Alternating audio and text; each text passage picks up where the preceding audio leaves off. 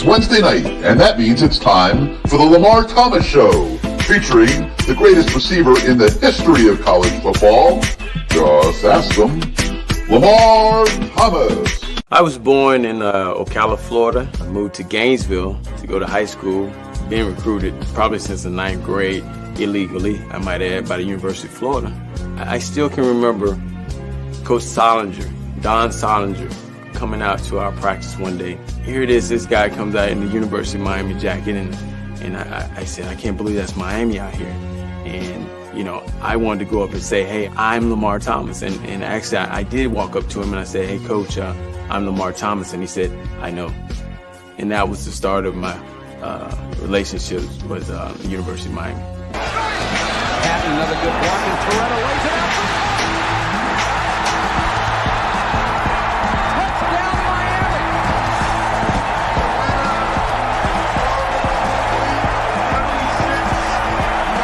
Miami. You come down here, you'll be on TV every weekend, dominating. I thought about it. I said, man, where do I sign?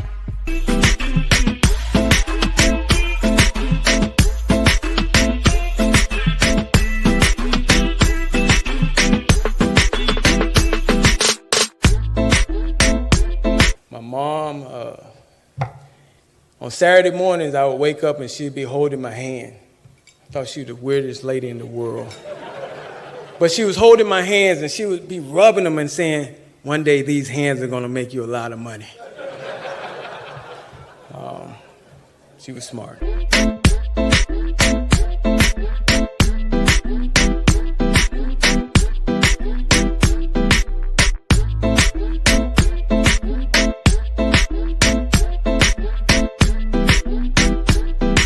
So now, here he is, the great one, along with co-host Gary Ferman of CaneSport.com, Lamar Thomas.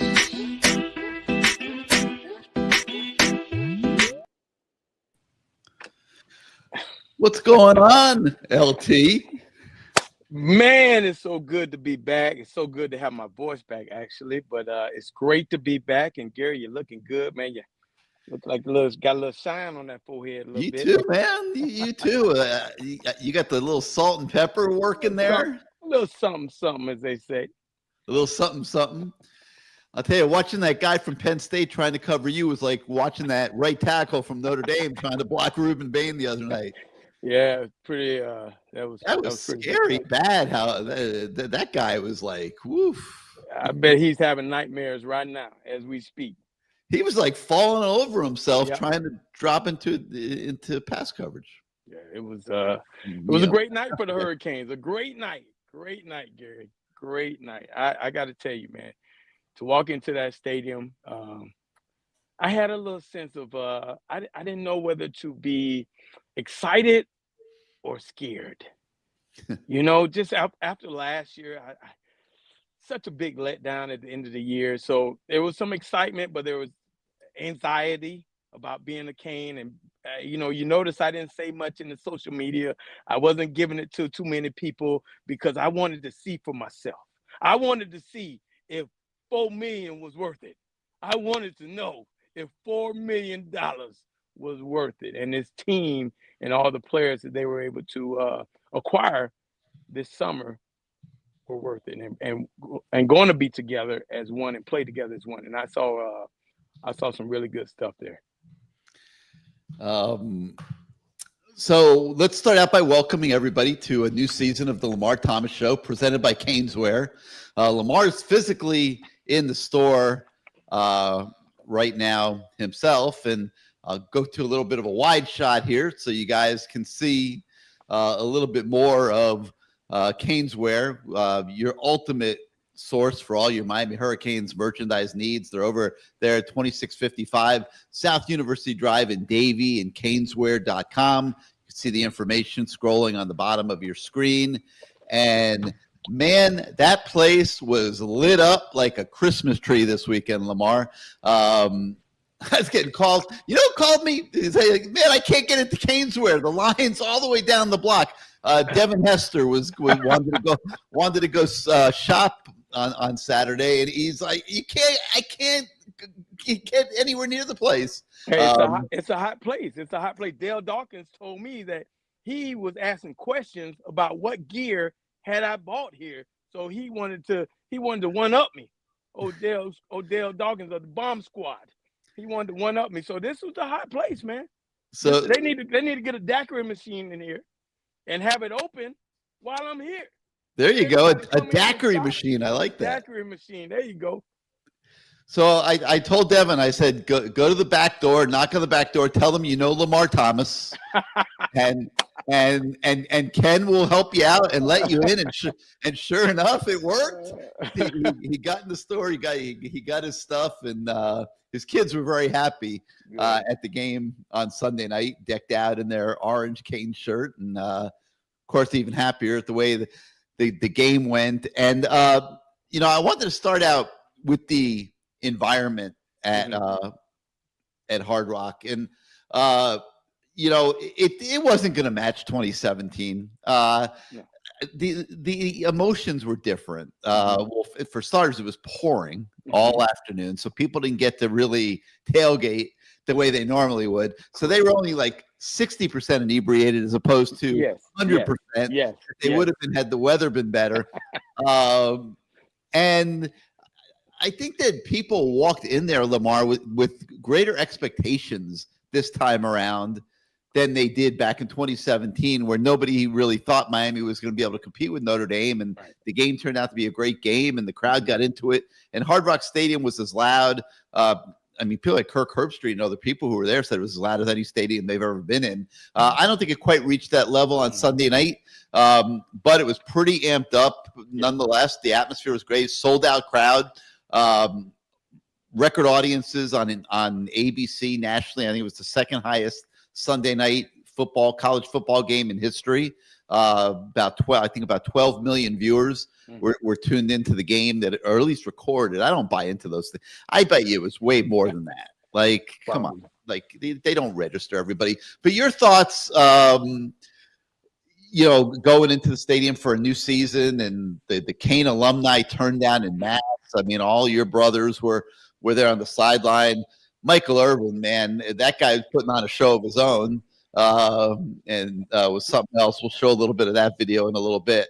But just your thoughts in general on opening night at the Rock. Again, I walked in that stadium. First of all, I thought I was going to get there early, but thanks to my dad not getting the Hooters on time where I was picking him up from, that we were a little late. So I got there a little late, but the tailgating was everybody was still outside because you couldn't go into the stadium. I think maybe because of lightning, so people were still outside, and there was still some tailgating going on. But I think a lot of fans were, they were amped up about the game, but they still were a little, And Notre Dame fans, they're not rah-rah people.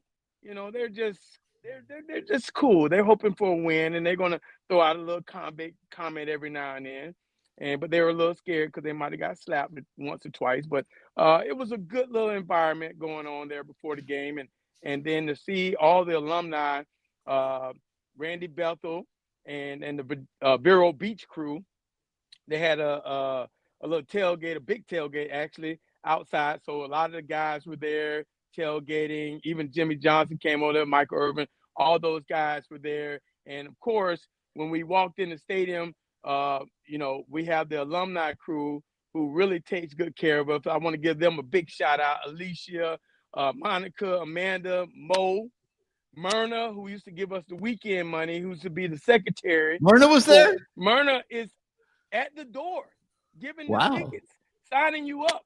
I mean, I have to give her a kiss every time because I need those $32 that I used to get every weekend.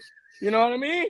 And she's still there, so she helps. And and Rick Rimmer and Jessica Green, they do an outstanding job. They are the ones. And poor Jessica, she had to run back and forth because she is with the stars. Rick is upstairs in the suite with the alumni, chilling, enjoying life, and Mo. And Jessica is escorting guys in. I mean, she's dealing with Michael Irvin. That's enough to deal with.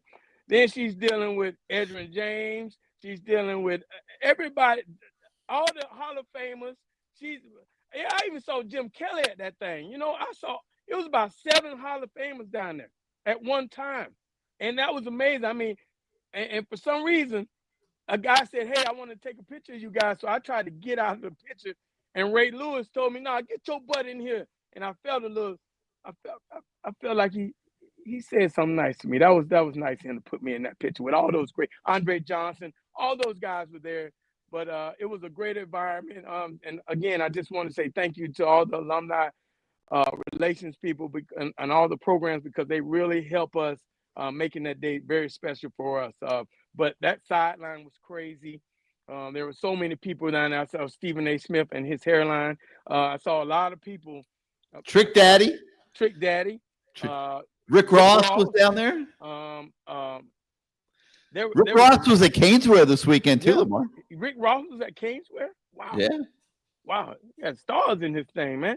There were all kind of people on that sideline, man. So you knew it was a game, a true game that the stars wanted to be at. And again, I was a little nervous because of last year, and I wanted to see what they had to offer. I wanted to see if the $4 million was well spent. I wanted to see who the guys were that they had brought in. I wanted to see if our defense was better than last year.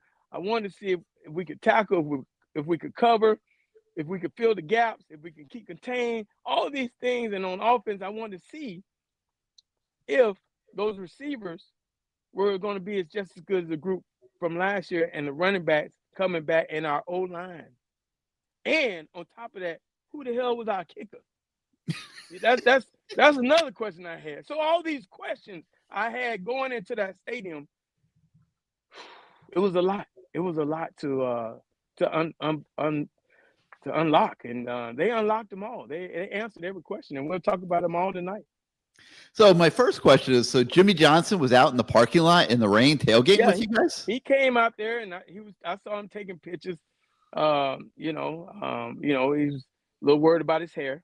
Oh, by the way, thank you, Jessica, for this hat, the alumni hat. Yep, there it is. Oh, wow, that's nice. Football alumni wearing that. Thank you, guys.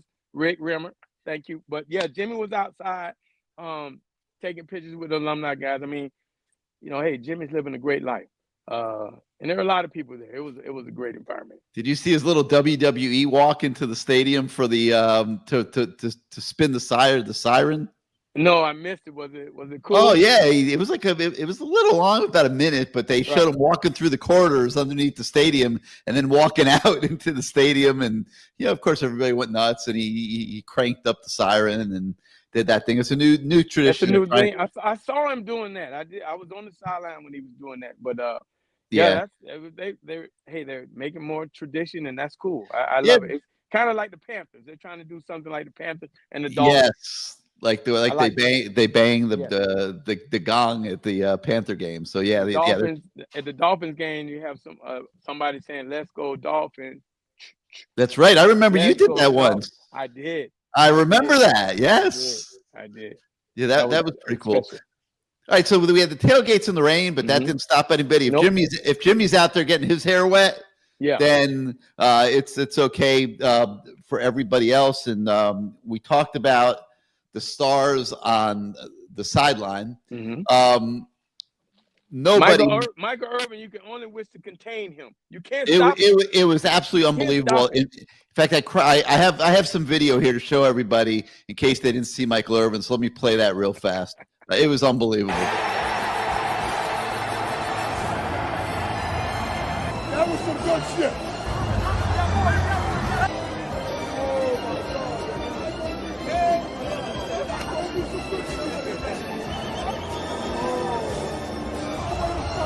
Let's go.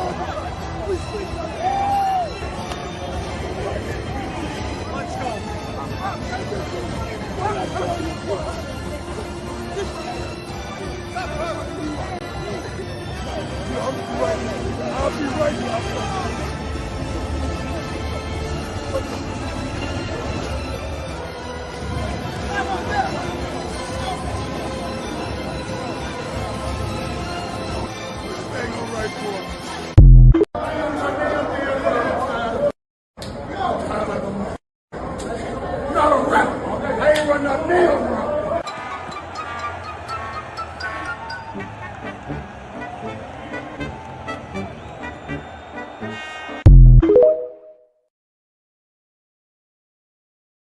Have you ever in your life seen anything like that? Hey man, I don't know. I went to almost every game last year, and he was like that every game, man. He is hype, man. He is the ultimate hype man for the Canes. He loves it, man. He loves it. He loves it, and you gotta let him do his thing, man. I one time I went, I said, hey Mike, man, hey, calm down a little bit. Hey, no, they need to see this. They need to feel this. You go ahead, brother. You go ahead.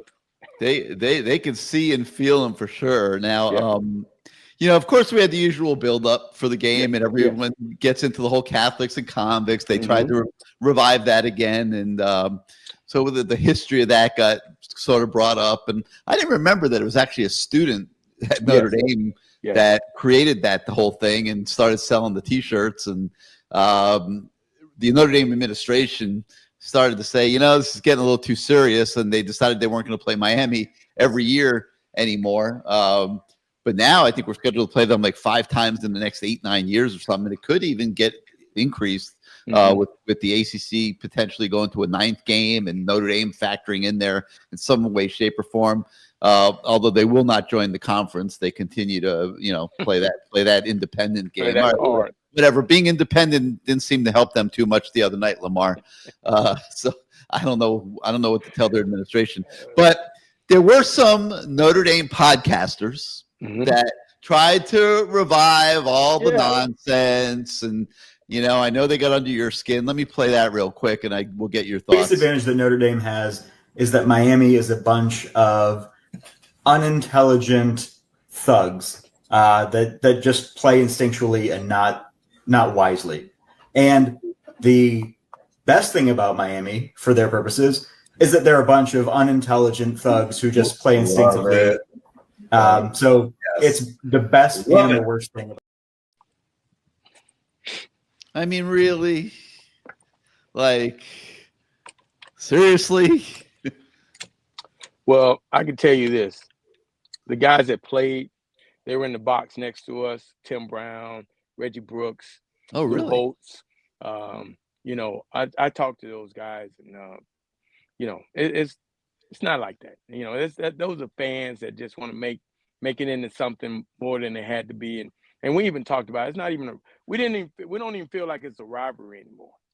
What we had was a true rivalry. We hated each other. We just got up to play each other. And the thing that I liked about those Tony Rice, talking to him and those guys, they felt some type of way about the convict thing too, because they knew there a lot of stuff was going on up there in schools like Penn State, where they called the coach first when the kid gets in trouble or gets arrested. They called the coach first before social media.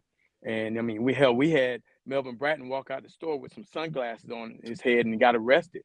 Like, he didn't even know what he was getting arrested for, and it made national news. So they understood, and they also looked in the mirror and said, hey man, that could be us. So I appreciated their honesty on the whole thing. They cringed too with the whole convict thing. And it became black against white, and it got a little out of hand. But you know what? If that guy made money, hopefully he was able to pay for his schooling to go to Touchdown Jesus High School or whatever the hell it's called. And good for him. All right, Auburn Catfish, he says, crazy game. Carson Beck looks pretty good. CJ Carr overrated. I know you and I walked out of there on Sunday night thinking this CJ Carr guy about a month from now is going to be a hell of a lot better than he was on Sunday night. What do you think of Carson Beck? Well, again, I wanted to see if it was $4 million or was it $4.5 million? I don't know, whatever it is. Right now, they say 3, 4. He's got incentives. It'll end up being more. Right now, I give him $1 million. Okay, I give him $1 million right now. He ain't at 4 right now. He didn't do anything to wow me. He's a game manager. You're only giving him $1 million because you're still mad they didn't have NIL when you played. Yeah, part of that is true. Part of that is true. But I'm only giving him $1 million right now. He go out and play a good half against VCU, and then beat USF. I'm gonna bump it up to about $1.5 million. Then take on them gay turds, them crocodiles, and then you earn your $4 million, baby. I might even chip in $2. $2 because I got 2 national championship rings. I'm a little different than you. I don't want to see him for a half against Bethune. I want to see him for like about 2 plays. Like, okay, and then we'll see Emory. Yeah, let's see Emory. But like, why take a chance on any frontline player That's true. getting into that game on Saturday and getting hurt with the potential type of season that you might have in front of you if you can just keep improving and keep playing well? I would let Emory Williams take this one personally. Not because you're not scared or anything, but you want to be smart about it, you know. But we also saw that in college football today, you do need depth, especially at those positions. And because you never know what's going to happen. Not saying that it can happen, but you got to have a guy that can get around and manage the game just as good as the guy that you're paying a lot of money to. All right, now, so Carson Beck takes over the controls of the offense, and it's different than it was last year, Lamar. I mean, it's a different offense. It's a lot of the same plays, but it feels different. It looks different. I felt like once they got the 2-touchdown lead, there were kind of handcuffs out a little bit. You know, I mean, we'll talk a little bit about that. I mean, a lot of people saw the same thing. Canes kind of pulled it back a little bit and just tried to, you know, run out the game, and it caught up with them at the end. And so I hope they don't ever do that again. But it was, from an offensive standpoint, it was different. It wasn't as freewheeling. It was much more controlled, but it was effective still, right? Yeah, I mean, you know, I think that was a good defense as far as they had some really big secondary guys. There was really good looking guys in the secondary, and some nice looking defensive ends. And I mean, they're gonna have I don't think they were big enough in the middle as far as their D linemen, but I think that's a good defense that we played against. But I think our offensive line was able to, in the second half, kind of grind on them a little, kind of mash them a little bit. And I think what Mario was trying to do was kind of ease that clock up a little bit. But like you said, it kind of caught up with us. We weren't able to run the ball as effectively as we were in the first and second quarter and the fourth quarter. And, you know, you talk about our running backs, man. I don't know what happened to Jordan Lyle. Maybe got a little nicked up, but a little bit. You know, you look at Fletcher and the way he was able to, when he hit that hole, man, he hits that thing hard, man, and he's coming downhill. That's a big guy coming downhill. He had some good runs. I think, what'd you say, 15 carries, Gary? And that's 15 carries. I think he averaged about 4.4 per. Yeah. And that's a good night for him because he's given everything he got in those 15 carries. You don't want to overwork him, but you know the other kid came in. Well, hell, what's his name again? Marty Brown. Marty Brown. Well, his real name's Charmar, but he goes by Marty. Okay, Marty. And again, tonight you'll hear me mention a lot of guys by number because I don't know who the hell these guys are. You know, it's no more watching the guy develop and you fall in love with him. These are 1 year hitter and quitter and get out of here guys. So I think Marty's got 3 left. Marty got 3? Yeah. Well, we better keep greasing his pocket then. That's the only way he got 3 around here. But I tell you what, he did an outstanding job. He got his 15 carries. He ran the ball hard. And that O-line, man, they opened up some big old holes for those guys, man. I love seeing our O-line and what they're able to do. I think gave up 1 sack. And on that sack, that was a great move by the defensive end. He gave him the old Freeney, that old Syracuse Freeney, that Indianapolis Freeney, where he got him going up and spun around and got spun around. Yeah. But that was a great move. But other than that, I thought the O-line played well too. I mean, we got to get better at the penalties now. You know, we had some penalties. We got to get better at that. But overall, the receivers, I thought they played well. I want to see, Bethune come in here. I want to see number 3 get his due. That's Joshua Moore. I'm a big fan of his. Malachi Tony, he should get some reps this game, some good reps. I mean, he's a young guy that can move. I mean, a quicker Restrepo. You know, he's learning the game. He ran a great over route. They caught that one lurk and got him, ran behind the safety and in between the deeper safety and just continued to run. It was a good throw by Carson Beck. And that zig route he ran where he got him going and he's so quick. He's cat quick. The guy's cat quick now. Yeah. And he's a tough individual. His dad was a hell of an athlete, man. God dang. His daddy could jump over a car. Yeah. Back in the day, he's a hell of an athlete. But overall, and you got, what's the kid? C.J. Daniels, is that his name? C.J. Daniels. They made the hell of a catch. Yeah. Man, that was them gloves work like a mug. Boy, I wish I had them gloves when I played. I mean, look at that thing. Look at that catch. That is a poster. You got Michael Irvin in the back. Man, that's a beautiful post. You need to get a post of that. That's beautiful. It was something else. I That mean, was a great play. He bailed. Did you ever make a catch like that? Did you ever make one like that? One-handed like that, elevated as high as you can go. Did you ever yank one down? Probably in practice. Hey, I was too afraid to do it in the game, man. I put two hands on that thing. Watch JoJo Trader warm up sometime for a game. He catches everything with one hand. I've never seen anything like it. That's those guys, man. Today's kid drives me nuts as a coach because I'm like, I hate OG Beckham, whatever the hell his name, OG Dirty Bastard, whatever his name, Becker, whatever his name is. I hate that guy because he got everybody wanting to catch one hand. And so I'm a guy that I teach, get two hands on the ball, man. Get two hands on the ball. Give yourself better odds catching the ball. But everybody want to be OG Dirty Bastard, I guess. I don't know the guy's name either, too. I'm getting old. I can't remember nobody's name. That's what I call him. Shannon Dawson, he knows how to freaking draw it up for the slot receivers now. Yeah. Some of those plays, those third down plays, the one in particular, where Malachi Tony looked like he was running an inside route and kind of stuck his foot in the dirt and went back out and was like, and they'd opened up the field for him. He was isolated out there. Yep. I mean, what a beautifully designed play that was. And, I just think Shannon Dawson, traditionally the slot receiver in his offense is the dude. Yeah. And that's why a true freshman like Malachi Tony can walk in there and be a star from day one. That offense is designed for him. Well, we saw what a slot receiver could do last year with Restrepo.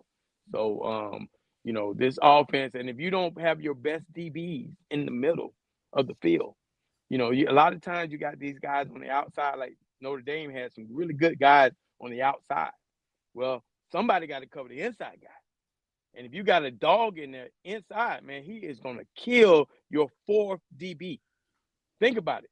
You got a guy that could be a number one receiver inside playing against your fourth best defensive back because some of these guys aren't good enough to play in the slot. That's what happens, and he's taking full advantage of it. Shannon Dawson, good game. He called a great game. I would say a good game because I've seen him call better, but that third quarter, we went to a little, Yeah, what do you think of that? Do you think they just thought like this game's over? And I mean, they had 4 straight possessions where they did nothing on offense. Yeah, it's very similar to the Syracuse game. Yeah, maybe. Okay? Which I was kind of surprised because I would have thought like that they learned at Syracuse. Don't take your foot off. Don't ever take your foot off the gas pedal. But they did do it again, and I hope now they really learned it because. Listen, the defense is much better, but that doesn't mean that a kid's not going to have a bust sometimes. That doesn't mean that the other team doesn't have guys that can make big plays from time to time. I mean, they're good. They're not that good. And you don't want to be in a one-score game. I mean, if you can avoid it. So I hope that now, after it happening twice, that, I think Shannon Dawson's doing a great job at Miami. I just hope that he and Mario see that you cannot do what they did the other day and start dialing it back. And this offensive line is great, no argument. But 76% of the running plays that Miami runs are between the tackles. So if you go exclusively to the run and you've got a good defense on the other side, and they pretty much know what you're doing. You can do this and say, we're great and we're going to plow you down, but you're getting in some third downs. Yeah. And when you get in third down, Lamar, that's a one-play situation that any defense will take, right? Oh, yeah. I think that, in this game, because they felt like maybe Notre Dame was softer up the middle with their, not really big guys like you would see maybe in the SEC. I didn't think they would have big, huge guys up there. They were able to run the ball, and they felt like they could run the ball in between the tackles. Now, with that running game, you're going to need to be able to run the ball outside the tackles. But I think a guy like Lau could do it. The new kid, number 6, I think he probably could do it. And Mark Fletcher can do it too. So it's going to be interesting to see how they change up the game plans. Those guys are legit running backs, and I think they can do either one. But, man, they look so good when they hit that burst, and you see them get to that second level, those linebackers and those poor safeties having to come up and try to tackle Mark Fletcher. Whew, man, that's something. When they were running offense the way the offense is designed, run pass, and mixing it up, they looked really good, Lamar. Yeah. But when they dialed it back in the second half, they didn't look so good. And this was one of the best teams in the country last year on third down. I don't have the stats in front of me, but they were right there at the top of the third down rankings in terms of third down conversions. Because of the second half, they were only 5 of 14 on Sunday night on third down, and that is extremely substandard. And they let Notre Dame back in the game. Like I really felt like when I was watching that thing at the beginning of the third quarter when we took that 2-touchdown lead, I just felt like, man, that was an impressive middle. They call it the middle 8. It really turned out to be like the middle 10. Yeah, I'm like, man, Lamar, that was impressive as hell. I mean, thought it was gonna be a blowout, man. Well, just the way they, everyone talks about executing it. You defer the opening kickoff so that you could put yourself in that situation. They execute the drive at the end of the first half. They come out after halftime. They execute another ball control drive down the field. Now they're up by 2 touchdowns. I'm like, man, that's as good as it gets. But boom, we hit a wall. We hit a wall. And somebody went to get a hot dog. Somebody went to get a hot dog and a margarita. Yeah. LT, I never felt like the Canes were going to lose that game, but they definitely let Notre Dame open that door again, and it was definitely hanging in the balance in the last 4 minutes. Well, maybe you didn't think that, but I got to be honest, boy. When they tied that thing up, man, I said, oh, hell no.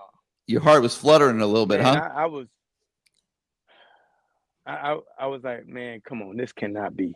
We cannot do this. After 21-7, 21-14, whatever, to tie it up. And I was thinking to myself, come on, guys. Come on now. You're better than this. Come on, Kane. We throw out the forwards for a reason. Come on. But we were able to pull it out. And then the real fun began. They decided to play for a field goal. Okay, now, hey, man, saluting Carter frickin' Davis, okay? That's Carter Davis. First of all, he ran out on the field. I said, man, who let that drunk daddy out here? They uncle like that, looking like that, bad body built. Come on, man. I saw him run out there. What, the kid's body? Listen, I didn't know he was the starting kicker. I'm just like, damn, I'm glad he ain't 36. He's 38. I was like, okay, that's cool. So he started running out, and I'm like, dang, he built bad.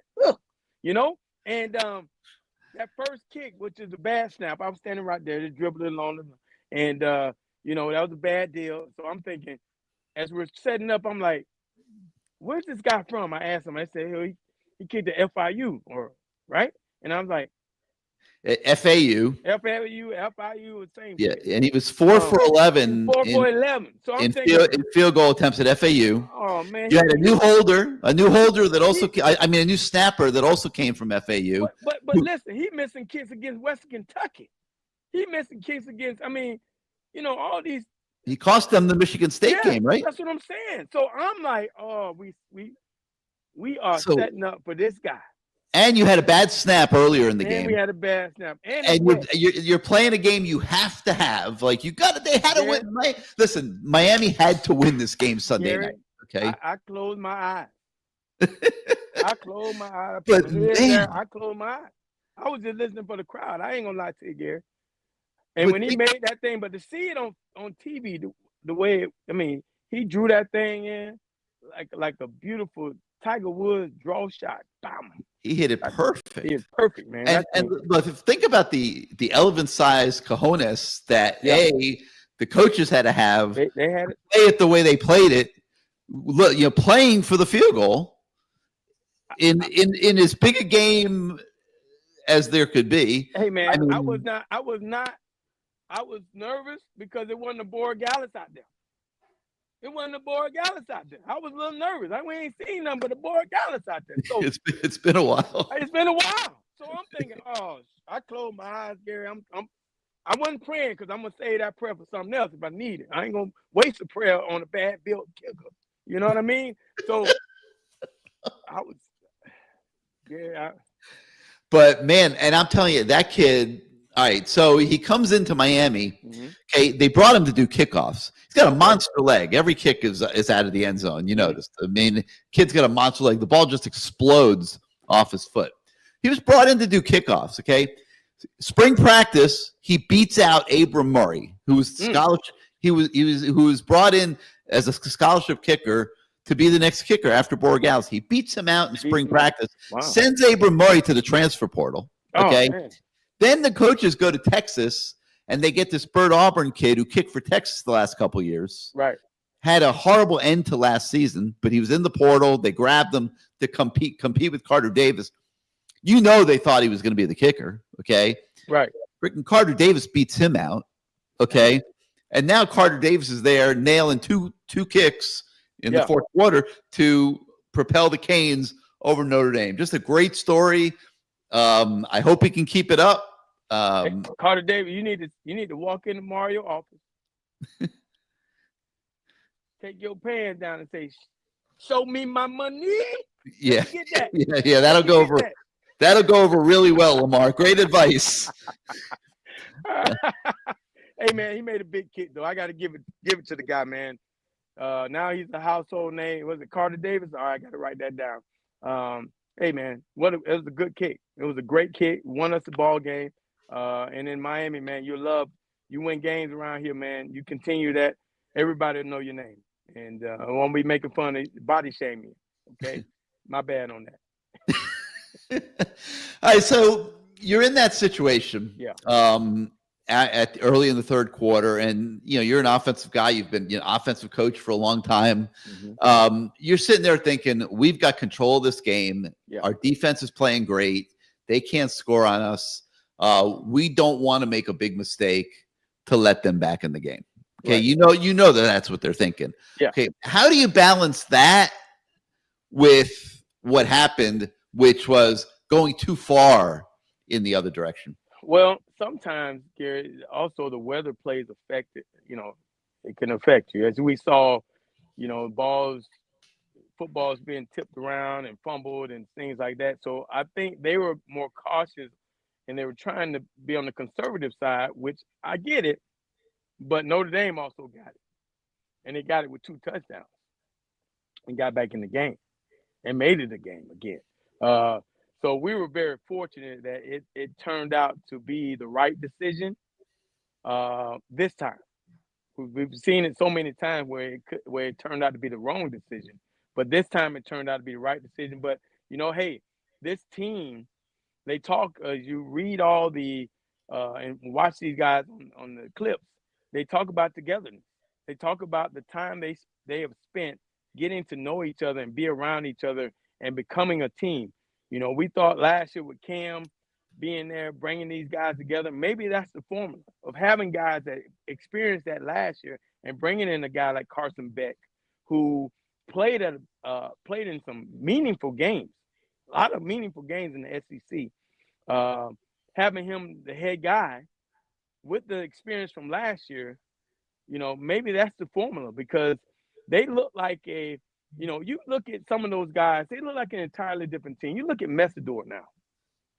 I don't know what he's on or what he ain't doing. That man looks good, man. He's healthy. Pause. Okay.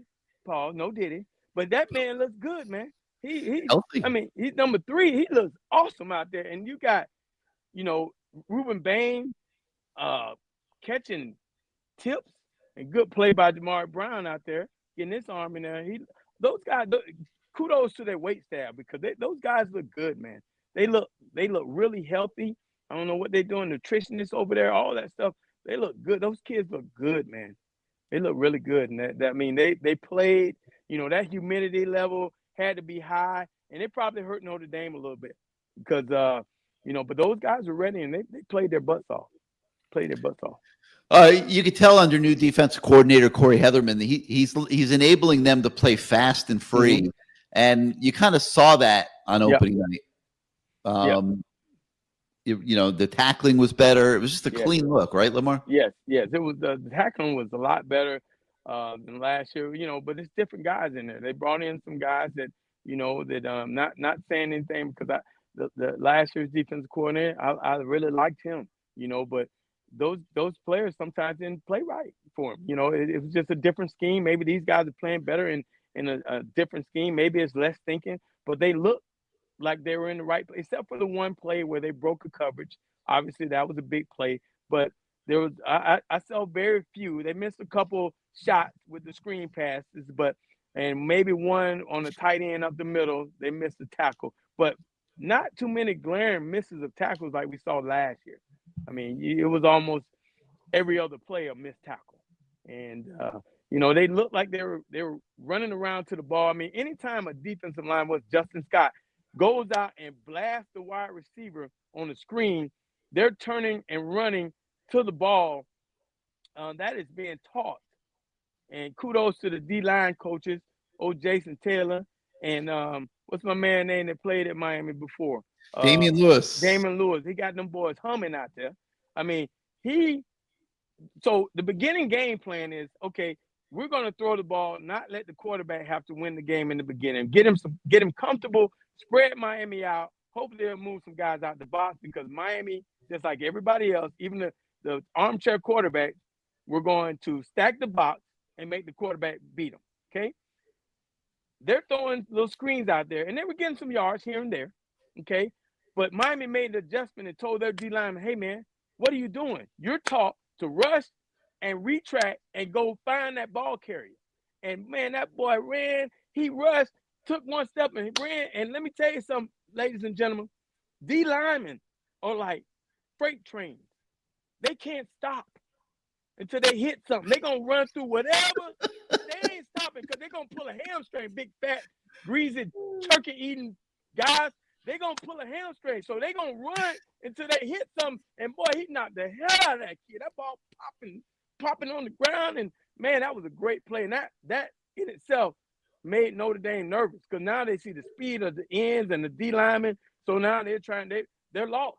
They don't want to throw the screens no more because they know them guys getting out there, man. That was a beautiful, beautiful defense of Jason Taylor. And them boys humming, man. They doing a good job out there, Gary. Doing a real good job. I want to talk to you a little bit more about that in a second, but let's take a brief pause here and hear from our friends at Caneswear. Welcome to Caneswear. New store, new items, same great experience. Family owned and operated since 2010, Caneswear has the latest merchandise from the Miami Hurricanes, Miami Dolphins, Florida Panthers, Inter Miami CF, and more. Come visit us at our store in Davie on University Drive, just south of 595, or online at caneswear.com. Caneswear, the spot Miami fans shop. Let me go to that wide shot of Lamar again so you guys can see a little bit more of the store. I'm Caneswear, here. I mean, it really is the ultimate destination for all your Miami Hurricanes shopping needs. They got the largest selection of Canes gear in town, more gear than you could ever imagine. And football season is in gear now. You want to be all decked out. So Caneswear has T-shirts, jerseys, polos, hoodies, hats, flags, decals, magnets. Draws. What else they got behind you there, Lamar? I see some NHL stuff. That's Panther stuff. We'll they get to got that. Panthers. They got all kind of jerseys. They got a bunch of jerseys in here. They got Dolphin stuff. They got Heat.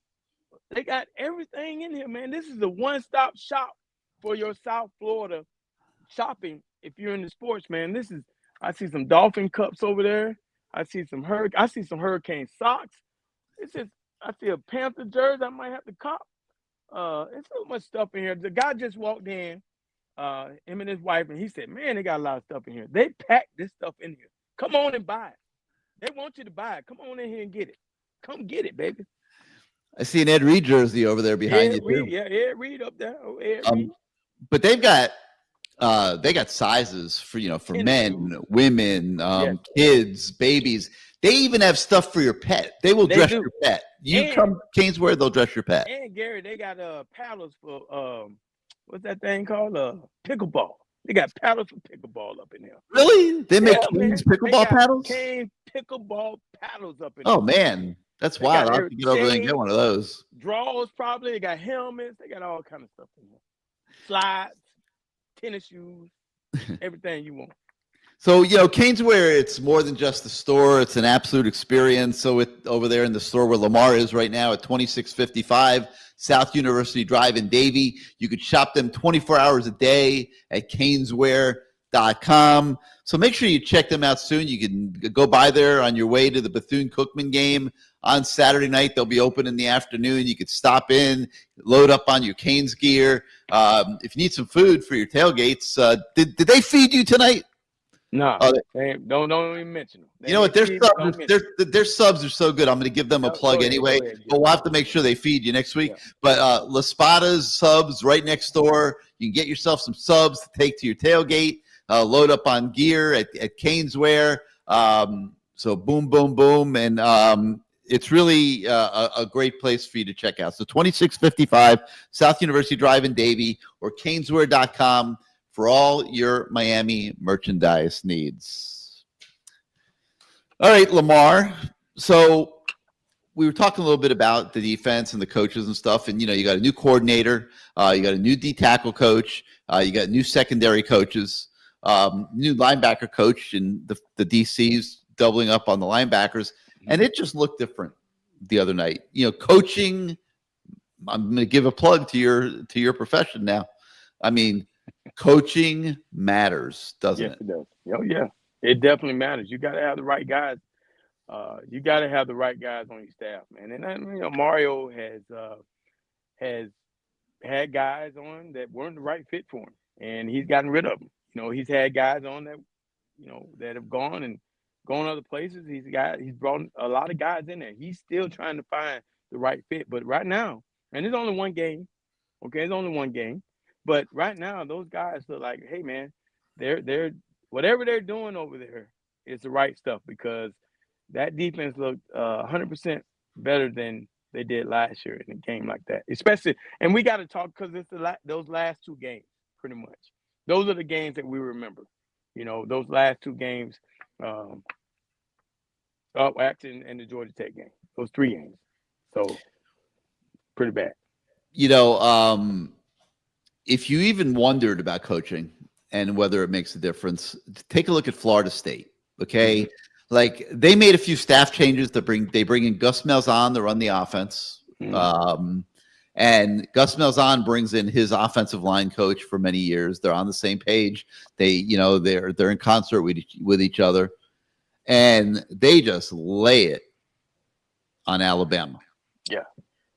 I mean, it was stunning. The physicality up front that Florida State brought that they didn't have last year, and now they have. I'm like, man. I was looking at the calendar. We got them in about a month.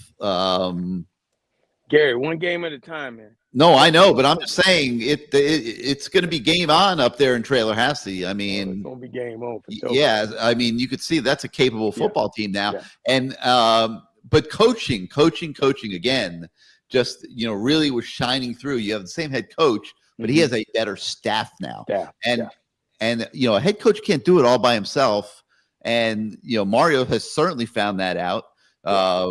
As he's had to recreate this staff 3 times now since he came here. I think he's got it right this time, Lamar.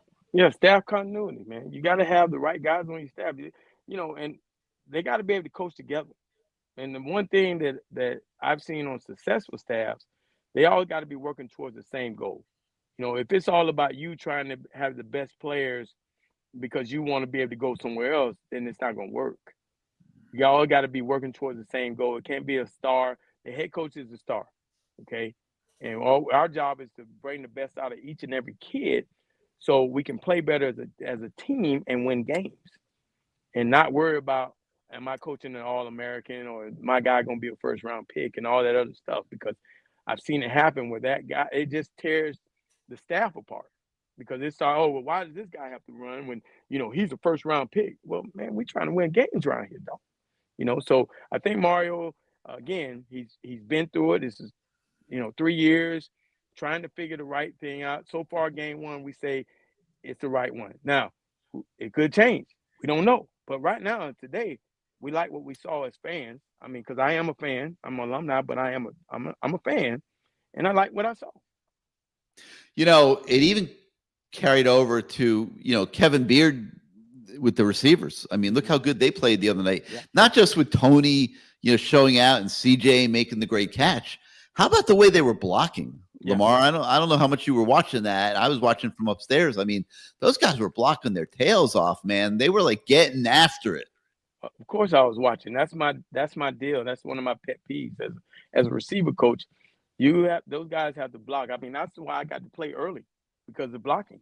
You got to go in there and get your job done, and you got to, and who knows, you in there, they might have to audible, but you stay in there on the run play. I remember guys would come out of games, I would run in there to block. And my redshirt freshman year, that's 15 catches, but the majority of the time I spent blocking. But, that is an important part of the game, and I love to see guys do that, because it's saying that we're going to do whatever it takes to play. We're going to do whatever you say, coach. You want me to block? Okay, I'm going to block, because I want to play. I want to be out here on this field, and all these fans are seeing me out here, seeing my family get to see me out here, and I like that. And I saw him. I mean, we talked about that. Andre Johnson was on the sideline. Mike Irvin. We were talking about that, and we're constantly talking about receivers and what they're doing and what they need to do to get better. And that's our conversation the majority of the time. And Mike saying that he still can play, which we call bullshit on that. But Hey, EJ is ready. He wants Michael on staff. The minister of culture, he's calling him. Well, I mean, you got what you gonna do? You gonna want Mike to show up just for Saturday? Because Mike got stuff to do during the week now. Yeah. Mike can't be giving all that energy to the. That's a lot of energy, man. He ain't gonna do it 6 days a week, and then Saturday he gonna be gone. So calm down on that. Let Beard do his job. Mike can come in and speak. They'll probably pay him to come in and speak each week if that's what you want. But he ain't gonna be coaching it 7 days a week now. That's a lot on Mike's plate. He got other stuff going on. Phil L had a question for us. Would this game count towards the new ACC payouts for viewership? Absolutely. And it's the opportunity to play more games like this that the ACC is looking for to kind of start bridging the gap for some of their high-profile schools, and to where like a Miami, a Clemson, a Florida State, by playing these big games like Florida State playing Alabama, Clemson playing LSU, they have the opportunity to make more money, which helps pay the bills, man, which are getting bigger and bigger and bigger in college football. It's amazing. And, you've gotten to know Joe, the president, a little bit. And I have. And man, this guy is unbelievable. The way that he has remade the university in terms of supportive athletics. I mean, Miami's gone from being a poor, cheap school for decades that always skimped on athletics and football to now it's almost too much in the other direction, quite honestly. I mean, it's like they get to spend and do whatever they want and whatever they need, and there are no limitations. And I've always found that when you have that kind of mindset, sometimes you end up wasting money, but they are spending and spending and spending. Somebody was telling me the other day that they cater lunch for the basketball staff every day. They are spending money over there and making sure that everybody is comfortable and has everything they need. And everyone jumps on Donna Shalala, Lamar, but she's the one that put the university into the hospital business. That now they have all the money to invest in athletics. Hey man, you can't say nothing bad about Shay Shay. I love me some Shay Shay now. That's my girl.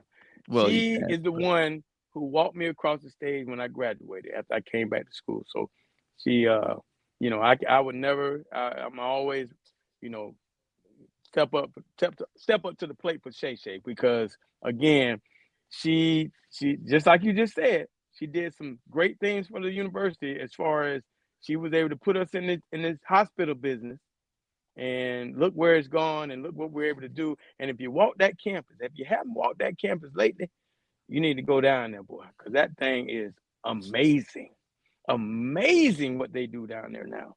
And I tell you, that football the football facility, it's in the same spot, but it don't look the same as it did when we were playing.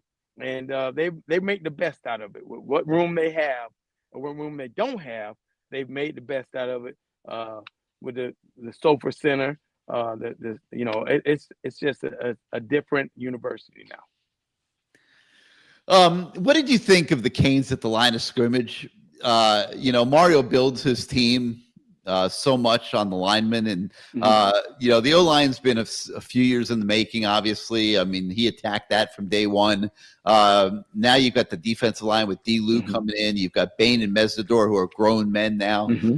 They're absolute monsters up there. And the thing I loved was that there were times they were putting them both on the same side. Yeah.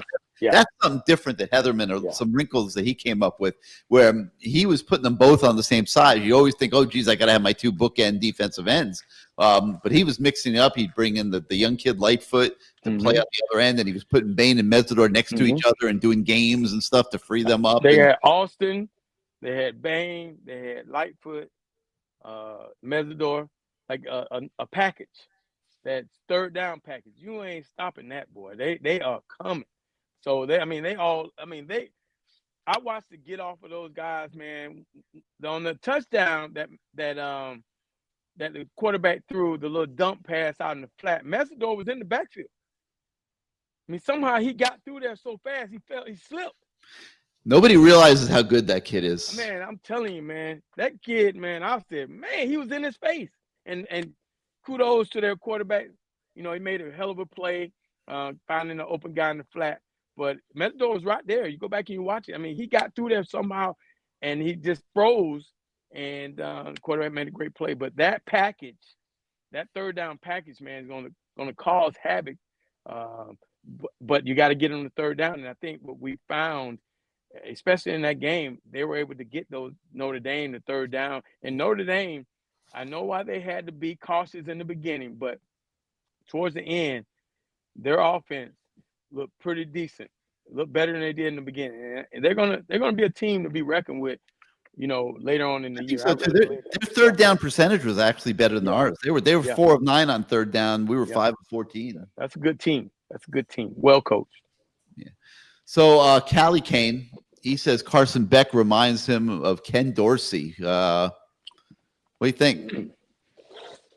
Ooh, well, I mean, Ken Dorsey was a manager, a game manager, but he had a lot of nice weapons around him. Like, not saying that Carson Beck doesn't have nice weapons. I mean, you're talking about Hall of Fame weapons, but these guys could develop. I mean, you saw what Malachi was able to do, C.J. Daniels, Joshua Moore, who else? They got a lot of weapons. The other wide receivers that what's his name? I'm forgetting now. Keelan Marion. I mean, he was out there. He might even start. I don't even know who these guys are. He did start. Yeah, Marion came from BYU. He's one of the best kick returners in the country. But he's getting the chance to prove he could play receiver too.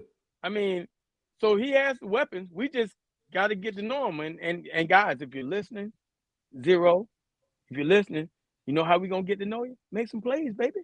And then we'll know your name. And right now, you Zero to me. I don't know you. You know what I mean? That's what I look at. I gotta know. Let me tell you how I found out that was Mesidor. I said, "Damn, who is 3?" It was like that Mesidor. I said, "Oh, okay, Mesidor. Okay." You gotta make some plays for me to know your name, baby. I don't know. I mean, hell, I'm gonna call you by your number. That's what I did when I was a coach too. You could go the whole year and be just 7, but you make that play, boy. You C.J. Daniels. LM points out the referees were helping Notre Dame out. Lamar, they were holding the receivers. Yeah, they were. To no end. Why were they allowed to do that? And how do you deal with that as a receiver? As a receiver, it's hard, man, because you're you're taught to not, we teach you not to continue to battle down the field. Once you get your move, you get their hands off you and you're running. If you keep battling them, you're slowing yourself down. You can't get the separation. So that's a hard one. And they were allowing it. I mean, they were truly allowing it. And, as a receiver coach, I'm over there yelling at the guys and not my guys. I'm yelling at the referees. What I love to do is find out who those guys were. And I'm calling them by their first name. Hey, Jim, come on, man. You got to give me that call, man. Come on, man. They're holding, man. And then they'll say, hey, coach, you're not playing. You're right. But no, they allowed that a lot, which was weird. But, I think if you look at it, they allowed it both ways a little bit because we had some too, as you watched. I wasn't looking at that. You saw that? I didn't see our guys grabbing. A little bit. So that's why I didn't complain much. You think the referees just decided we're going to let them play tonight? Like we're just going to let them compete? I don't know. Maybe they did. I mean, hell, they might have been pissed off about the rain. I don't know. I don't know. Maybe they stayed in a crappy hotel. I don't know. Something happened where they weren't calling it. But I'm just fortunate. I'm just happy that we were able to pull a win out, even despite the refs, the zebras, as we say. So I'm happy about it. Now, we talked about Malachi Tony earlier in the show, and Ellen says, he's that guy. We talked about him earlier in the show, and you're talking about a true freshman playing his first college football game, and he's having to go up against physical defensive backs that are being allowed to grab him. And there was one, I think it was the first quarter, deep pass that they were trying to hit him on. It was a fade to the numbers, and the guy was grabbing him. But, the thing is, you can't worry about it. You got to keep playing, and they didn't make the call, but at some point we're going to call that play again. Now, when he was lined up in the slot, he might have gave the guy a move to the outside, like the fade to the numbers, and then came across his face on the over route, which he scored on because of that, so it was a whole setup deal because you think about it, they missed the one towards the sideline, the fade to the numbers, where you fade to the goal line from inside the slot, but they scored on an over route where he had to get him at the top of the route and give him something to get separation, and he ran away from the defender. And Carson Beck made a hell of a throw on that in that one lurk because they showed it too high, and the one safety went back, and the other safety came down to try to rob, and he went right in between them and kept going and caught the touchdown. That was a beautiful play. So a lot of our viewers talking about guys that didn't really get the chance to perform a lot on Sunday night. Some pretty good players, there's, some of the receivers didn't really get to do a whole heck of a lot. And, Elijah Lofton, the tight end, everyone's looking forward to seeing big things from him this year. He really was almost a non-player in the game. How do coaches manage that? When you've got a guy that's like a really good player that is just, if you're coming into a new season and that guy is he's dying to make his mark on the team and have his coming out party, so to speak, whatever, and then you're playing Notre Dame on national TV and they don't really get to do a whole heck of a lot. The coaches have tightened the rotation, they've got handcuffs on the playbook. How do the coaches manage that? You're saying I'm trying to keep the best players I have on the field the whole time because the game matters so much. It's a tough one because you're looking at those guys who've just given everything they had during the week, and they're looking forward to an opportunity. But you also know that as the head coach or the offensive coordinator is telling you who he wants in the game in certain situations, and the quarterback are telling you who you want in the game. So it's a tough one, man. What I used to try to do is keep those guys in practice that I knew that were going to play the majority of the reps in the game, because I didn't want to disappoint those guys by the guys that weren't going to play a lot getting their hopes up to play a lot, and the guys that were going to play, giving them a false narrative to have them go sit over and drink some water when in the game you ain't gonna get no water. So it's you got to do it, like you have to be honest with those kids, man. And unfortunately, but you have to tell them that it's a long year, Gary. It's a long year. If you're going to get frustrated right now, it's going to carry on. Yeah, you want to play, you're going to get your chance. You're going to get some reps against Bethune-Cookman. I want to see you dominate against Bethune-Cookman. And then maybe you might get some reps against USF. I don't know. But that's on you, man. When I give you that rep in practice, you got to show me that you can make the play. Because now you're not only showing me, you're showing my coordinator, you're showing the quarterback, and you're showing the head coach. Those are guys that are going to say, put him in. That's how it goes. Big Frank, he noticed that the DL and OL looked bigger than Notre Dame. Now, when have we seen that? Well, you know, where Notre Dame, from the Midwest, the linemen raised on corn, and and all the old cliches about those linemen from the Midwest. You mentioned the weight staff and the nutrition staff earlier in the show, and this is probably physically might be the best best looking Miami football team. I mean, I hesitate to say in history because you're trying to recall memory or whatever. But I mean, when you start with a guy like Markel Bell, who's 6'9", and the way he's transformed his body, and so many of these other kids. I mean, the O-line certainly is the best looking O-line Miami's ever had. I'll tell you that. Yeah. Cooper looks good. Inez looks good. He doesn't look like. And all those young kids too coming up. A guy like that could look like somebody's old uncle. With the booze in their hand, with the hat to the side, and the toothpick in the mouth. But he looked good, man. I mean, they look physically fit, and they look like they can go into the fourth quarter and still dominate. That's the thing. You don't want.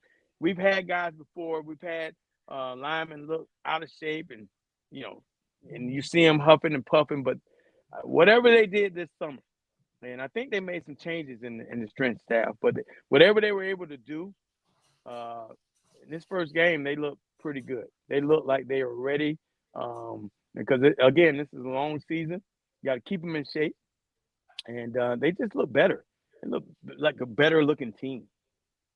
And I mean, no question about it.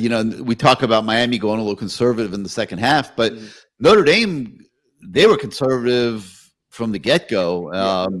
And you and I talked about it a little bit as well. There was probably a little bit of frustration on the Miami defense. They think their pass rush is pretty damn good. But Notre Dame was getting rid of the ball so fast that they weren't really getting a chance to get to the quarterback until it counted. Until they had to hold it a little longer because they had to try to go a little further. I think they found that out, Gary, early in the game on one of the first third downs, and they said, "Man, we can't hold the ball. These guys are coming, man. They got that package. They're running stunts and games and beating our guys, man. They're quick, they're fit, they're skilled, and so I think they found out early that Miami was not to be played with the D-line. And when you saw what happened you knew they had to throw the ball. They knew they had the rush lanes. I think 1 or 2 sacks. There was like a meeting at the quarterback, a party at the quarterback. 2 guys hitting the quarterback at the same time. So, I mean, I was watching them at the end of the game, and like Mesidor, like he and Bain, just like they took on almost like a different. There was almost like a different like you could just see, like I'm watching it from a distance, but you could see like they didn't care what the call was. No, they didn't care about anything. They're like, I am going to get the quarterback, okay, and man, they were meeting at the quarterback, and it was just so impressive. And I don't know that either of these guys is gonna, they're not gonna get 18 sacks like Danny Stubbs did. They're probably not that type of player. But when they know it's time to go, they're pretty bad dudes. Yeah, they're pretty good, man. They pinned their ears back and they were going at that quarterback. They had the eye on the prize. It was pretty damn good to watch. I mean, 2 or 3 sacks at the end of the game, and they pretty much ended the game. You couldn't do anything. Now you're asking your quarterback, who made some big plays by getting out the pocket, can't get out the pocket. They're coming, and they're coming around that end like no other, and they're making sacks. There's nowhere to run. There was no way to run. There was nowhere for him to go. He couldn't step up in the pocket because, remember, he wasn't a tall guy. So he couldn't step up in the pocket, and they needed yards. They needed yards downfield.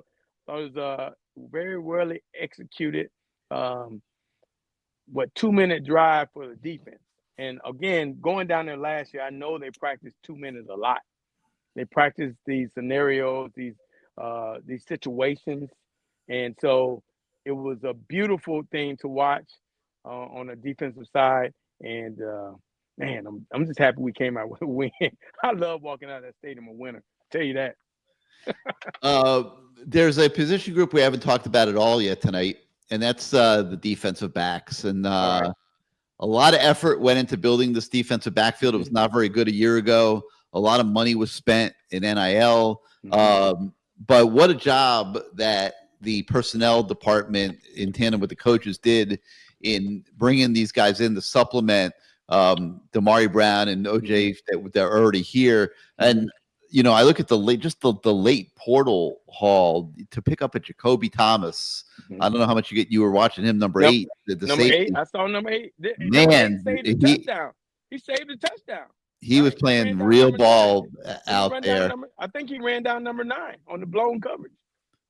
Yeah, and the nickel Keontae Scott from Auburn. What number was he? What number? He's number, I believe, 5.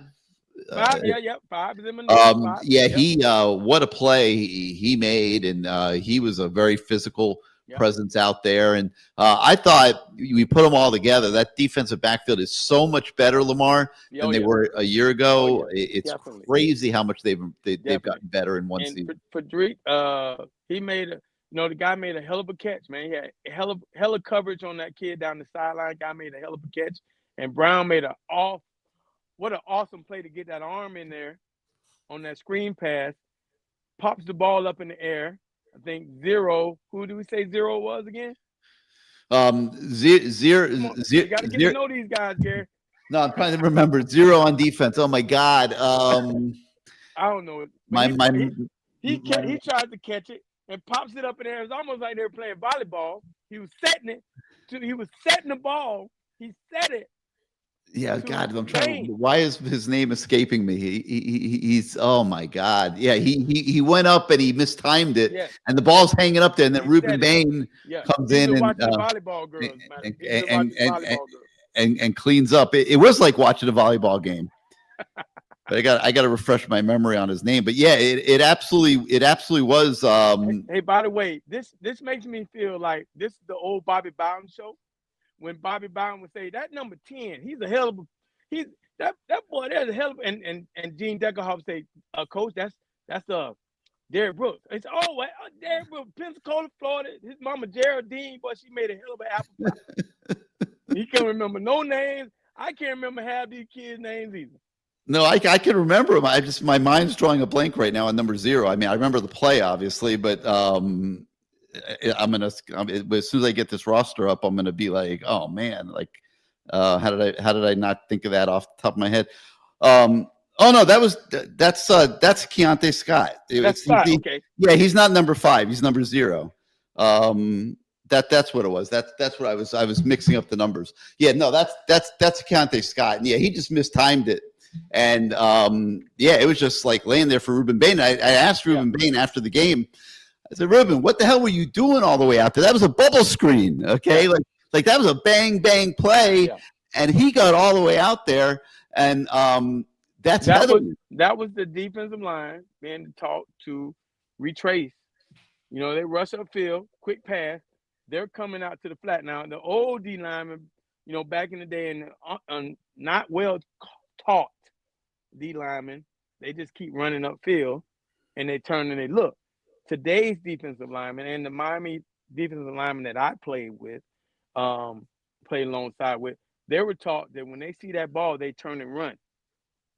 The Bill Hawkins, the Greg Marks, the Pegues, and all these guys, they were taught to turn and run. And so you catch a screen and think you're going to cut back inside, again, you're stepping in front of a train, a night train, a hurricane train, and it's going to keep going until it hits something.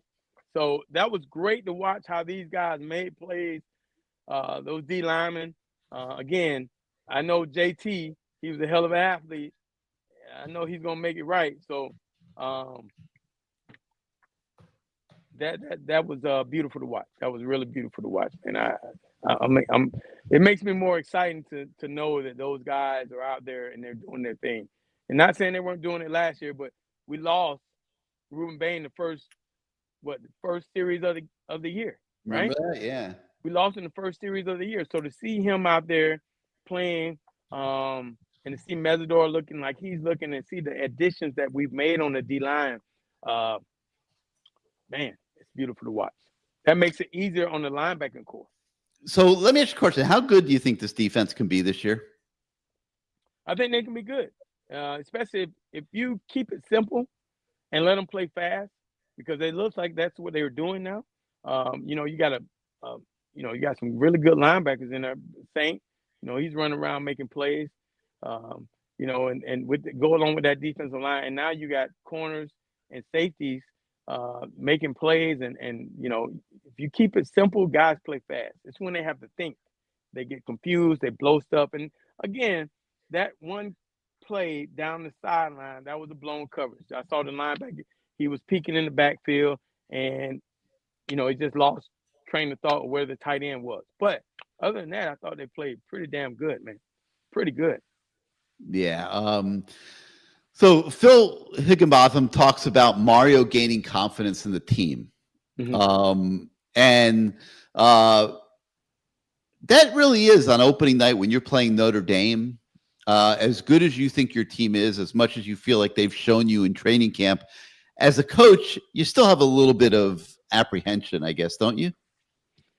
Yeah. I mean, we're going to have apprehension, dog. We just, it's a long year. It's a long year.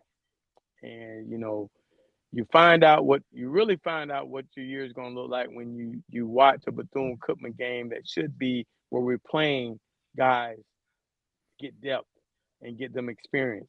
We should be looking at this game going, okay, hopefully if they do the right thing, we'll get to see some guys that are really going to help us this year, because as we know, injuries happen and it's a long year. And if you have guys, I hate to keep bringing this up as far as the old days, next guy up. And sometimes next guy is better than the guy that's playing. And that's what you want, your depth. You got to have depth. And, unfortunately, NIL take it away, but sometimes it gives it too. So, a guy that's your third team linebacker, that's a good guy that you want to see develop, SMU or TCU, give him a call and say, hey, we're going to give you $100,000 to come here and be a starter. Yeah. You're going to have to make a decision. So you keep developing as much depth as you can, and you give these guys chance in a game like BCU to keep them happy, because you never know when it's going to be their turn. And you want them to be mentally all there when they get their opportunity. All right, a special guest has popped into the lobby, Lamar, guy that you're obviously very familiar with, and that's Maurice Crumb. I'm not quite sure where he is. It looks like he's driving or something. I am. Mo, welcome to the Lamar Thomas Show. Nice to be here, and yes, I am driving. I had a misfortune and I had to get on the road, but I wanted to be here, so here I am. Well, we don't want you to wreck, man. Hey, man, you keep that thing steady now. Keep that. I am. That's why I'm not looking at the camera. My eyes on the road, just talking. This Lamar Thomas show ain't that important now. I gotta have my Crum dog. Hey man, I'm glad you came on, man. All good. We on this show we have guys on, and we love to hear guys tell their story about why they came to the University of Miami. You've been Hillsborough, Hillsborough Terror, and y'all Terrors or something like that. What y'all was? Terriers, Hillsborough Terriers. Yeah, there you go. There you go, Hillsborough Terrier. How did you make that decision, and why did you make that decision to come to the University of Miami? Well, my dream growing up was to play baseball. That's what I did, as a youngster for several years. We saw and you in the only reason I Little League started World playing, Series. We saw you in the Little League Yep. World Series. Yep. I got some of that in too.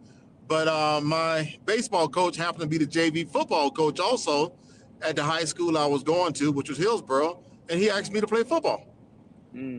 So that kind of introduced me to the game, and he stuck me in the middle of the field, and that happened to be the position linebacker. And he said, all I want you to do is just tackle the person with the ball. Very easy. I said, oh, that's easy, coach.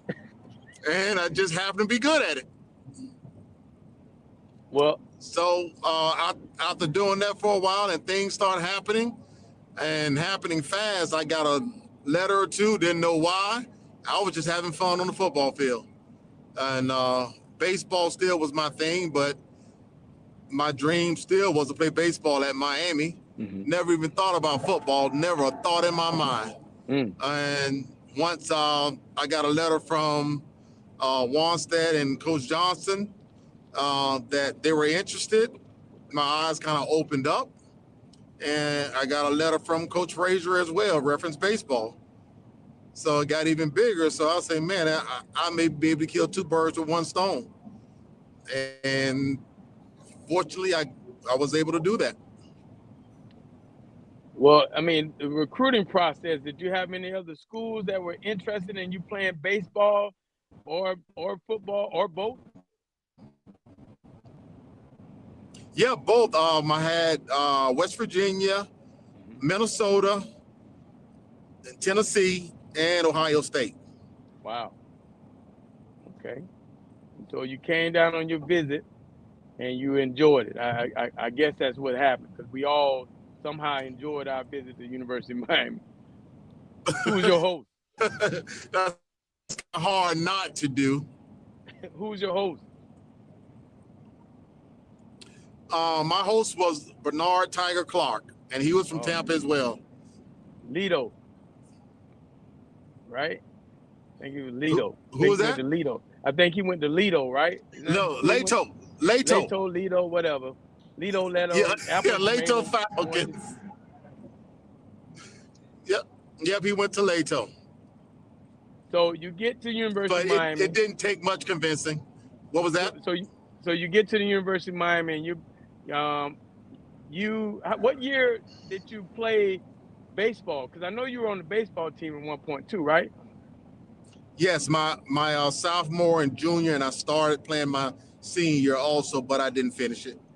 Finished the senior year, but I played my sophomore and junior year. The reason why you ain't finished is because you was a two-time All-American. I thought, let me tell you something. You had to be, as a freshman, looking up to you.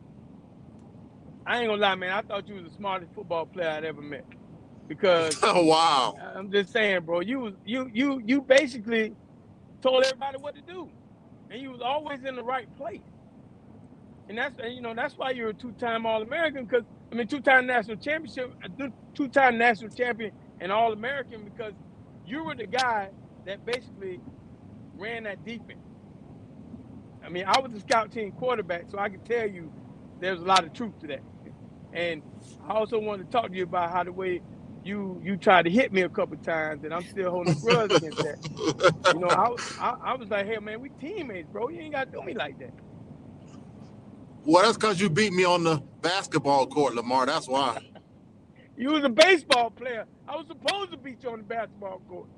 Yeah, but you know how it is, just competition. It didn't matter what field we was on. Is all about winning. Now your roommates were was it Derek? Was Kevin Harris your roommate too? Who was your roommate in college? My first roommate when I first got in Miami, a guy named Trevor Weeks. That was that summer. He ended up leaving, but after that, my freshman year was Derek Golden, Kevin Harris, and Anthony Hamlet. Man, that was a good room. Hamlet, solid guy. Kevin Harris, the verdict is still out. And Wow. and Derek Golden is a mega church preacher now. So you have some good Yes, he guys, is. except for that other guy we call Sweet Nasty. Oh yeah, that's him. That's him. Hey man, let me ask you this, man. In your years there, playing for Coach Johnson, I mean, what are some of the things he taught you as far as being a football player, and you might have taken into your new career after that when you went into law enforcement? I would say work ethic and how to try to be the best you can be at all times. Be truthful to your word. He was a man that stood by what he said, and in playing for he and Wants, that was two of the things that I constantly focused on. And me being in law enforcement, that was big for me. Yeah. And I end up being working the PAL program, so some of those same things I was taught on the field, I told, and still do, I tell the kids that all the time. And you got to talking about working with kids now, you got to teach your son, who people might not know and Gary didn't know, went to Notre Dame. I knew he went. I couldn't remember what school he went to, and then we looked it up, and he went to Notre Dame, and it was Notre Dame week, and we're like, wow. Right, yeah. He ended up going, well, Miami didn't offer him a scholarship. I had taken him down there on some unofficial visits myself. Who was the coach then? Who was the coach? I think it was Randy Shannon. Oh, come on, Onion. God dang it. That's why they fired you behind. That's why they threw the flag over the thing. God dang, Onion. Okay, go ahead. I'm sorry. But he ended up choosing Notre Dame, which their head coach at the time was Ty Willingham. Mm-hmm. Great guy, but I thought he made a great decision as far as being in the environment that was absolutely perfect for him. Mm-hmm. And, now, and he developed into a coach. And now he is at SMU here as a co-defensive coordinator. Yeah. And we will be making a visit there, I guess, in a couple of months. Now, your son ain't got to hear this. He probably ain't going to watch this show, okay? He probably ain't going to watch the little old Lamar Thomas show. So you can just be honest with the people in here. You're going to be cheering for who? It's funny that you asked, because my daughter-in-law happened to call me at 8-something this morning, and she was talking about the grandkids and some stuff they had coming up. And she said, are you still coming to, she asked me what games I was coming to, and she said, I know you're coming to Miami. And then she said, by the way, where do you plan on sitting and what do you plan on wearing? And I said, Crystal, do you want to know that right now? And she say, I just need to know because we may have some problems. So I said, I need to call my son and ask if I could just sit in his coach's box and watch the game and still see the field, and I can change clothes every quarter. Ooh, that's a tough one, dog. You got to, I understand you got to go with blood, but you also got blood, sweat, and tears on Green Tree, baby. Woo! Yes, you're right about that. That is a lot, man. That is a lot. Hey, I wanted to say this to you, too. It was great seeing you at the, we had the little luncheon where we went over to Monty's, the 87, 89 reunion, and I didn't get a chance to say hello to your wife and tell her I said hello, but it was great seeing you there. And also, we got to see those. I knew there was Notre Dame guys when they showed up in sports jackets. I knew it was Notre Dame guys. I said, look at these fools showing up in sports jackets in 100-degree weather down here in South Florida. But it was great to see you, man. You look good, man. How's retirement treating you? So far, so good. I'm absolutely loving it. And those guys who came in the sports coach, as you can see, they came in sweating. And but they took them off really quick. Real and quick. One of the guys, which was Reggie Brooks, he had just had he had lunch with my son 2 weeks ago in Dallas. Okay. And then he had put 2 and 2 together then, because he didn't realize that I was the one playing against him when he was at Notre Dame. And he put 2 and 2 together and told my son that he was coming here. And then when he saw me, he was just, man, small world. That's why we stood there and talked for so long like we did. But, it was great seeing them guys, and it was a great luncheon. Well, we're not going to keep it too long, but I want to ask you one more thing before you go, man. What you saw in the game, give me a little insight on what you saw in the whole package of the game of Miami. I think we still have some work to do. I think we started playing not to lose. Mm-hmm. And we took our feet off the gas pedal and not, doing the things that we did from down 1, which allowed Notre Dame to get back in the game. I think we got to continue to play our 4 quarters from the beginning to the end of the game. Overall, I think we did okay. First games, some of those things are expected, but we still have a lot of work to do. I heard you talking earlier, like this next game, BCC, they do need to get some young guys in there because, like you said, you never know, and we need to know what we have, with those number 2s and 3s, and just in case that injury come about, that they'll be ready to step up.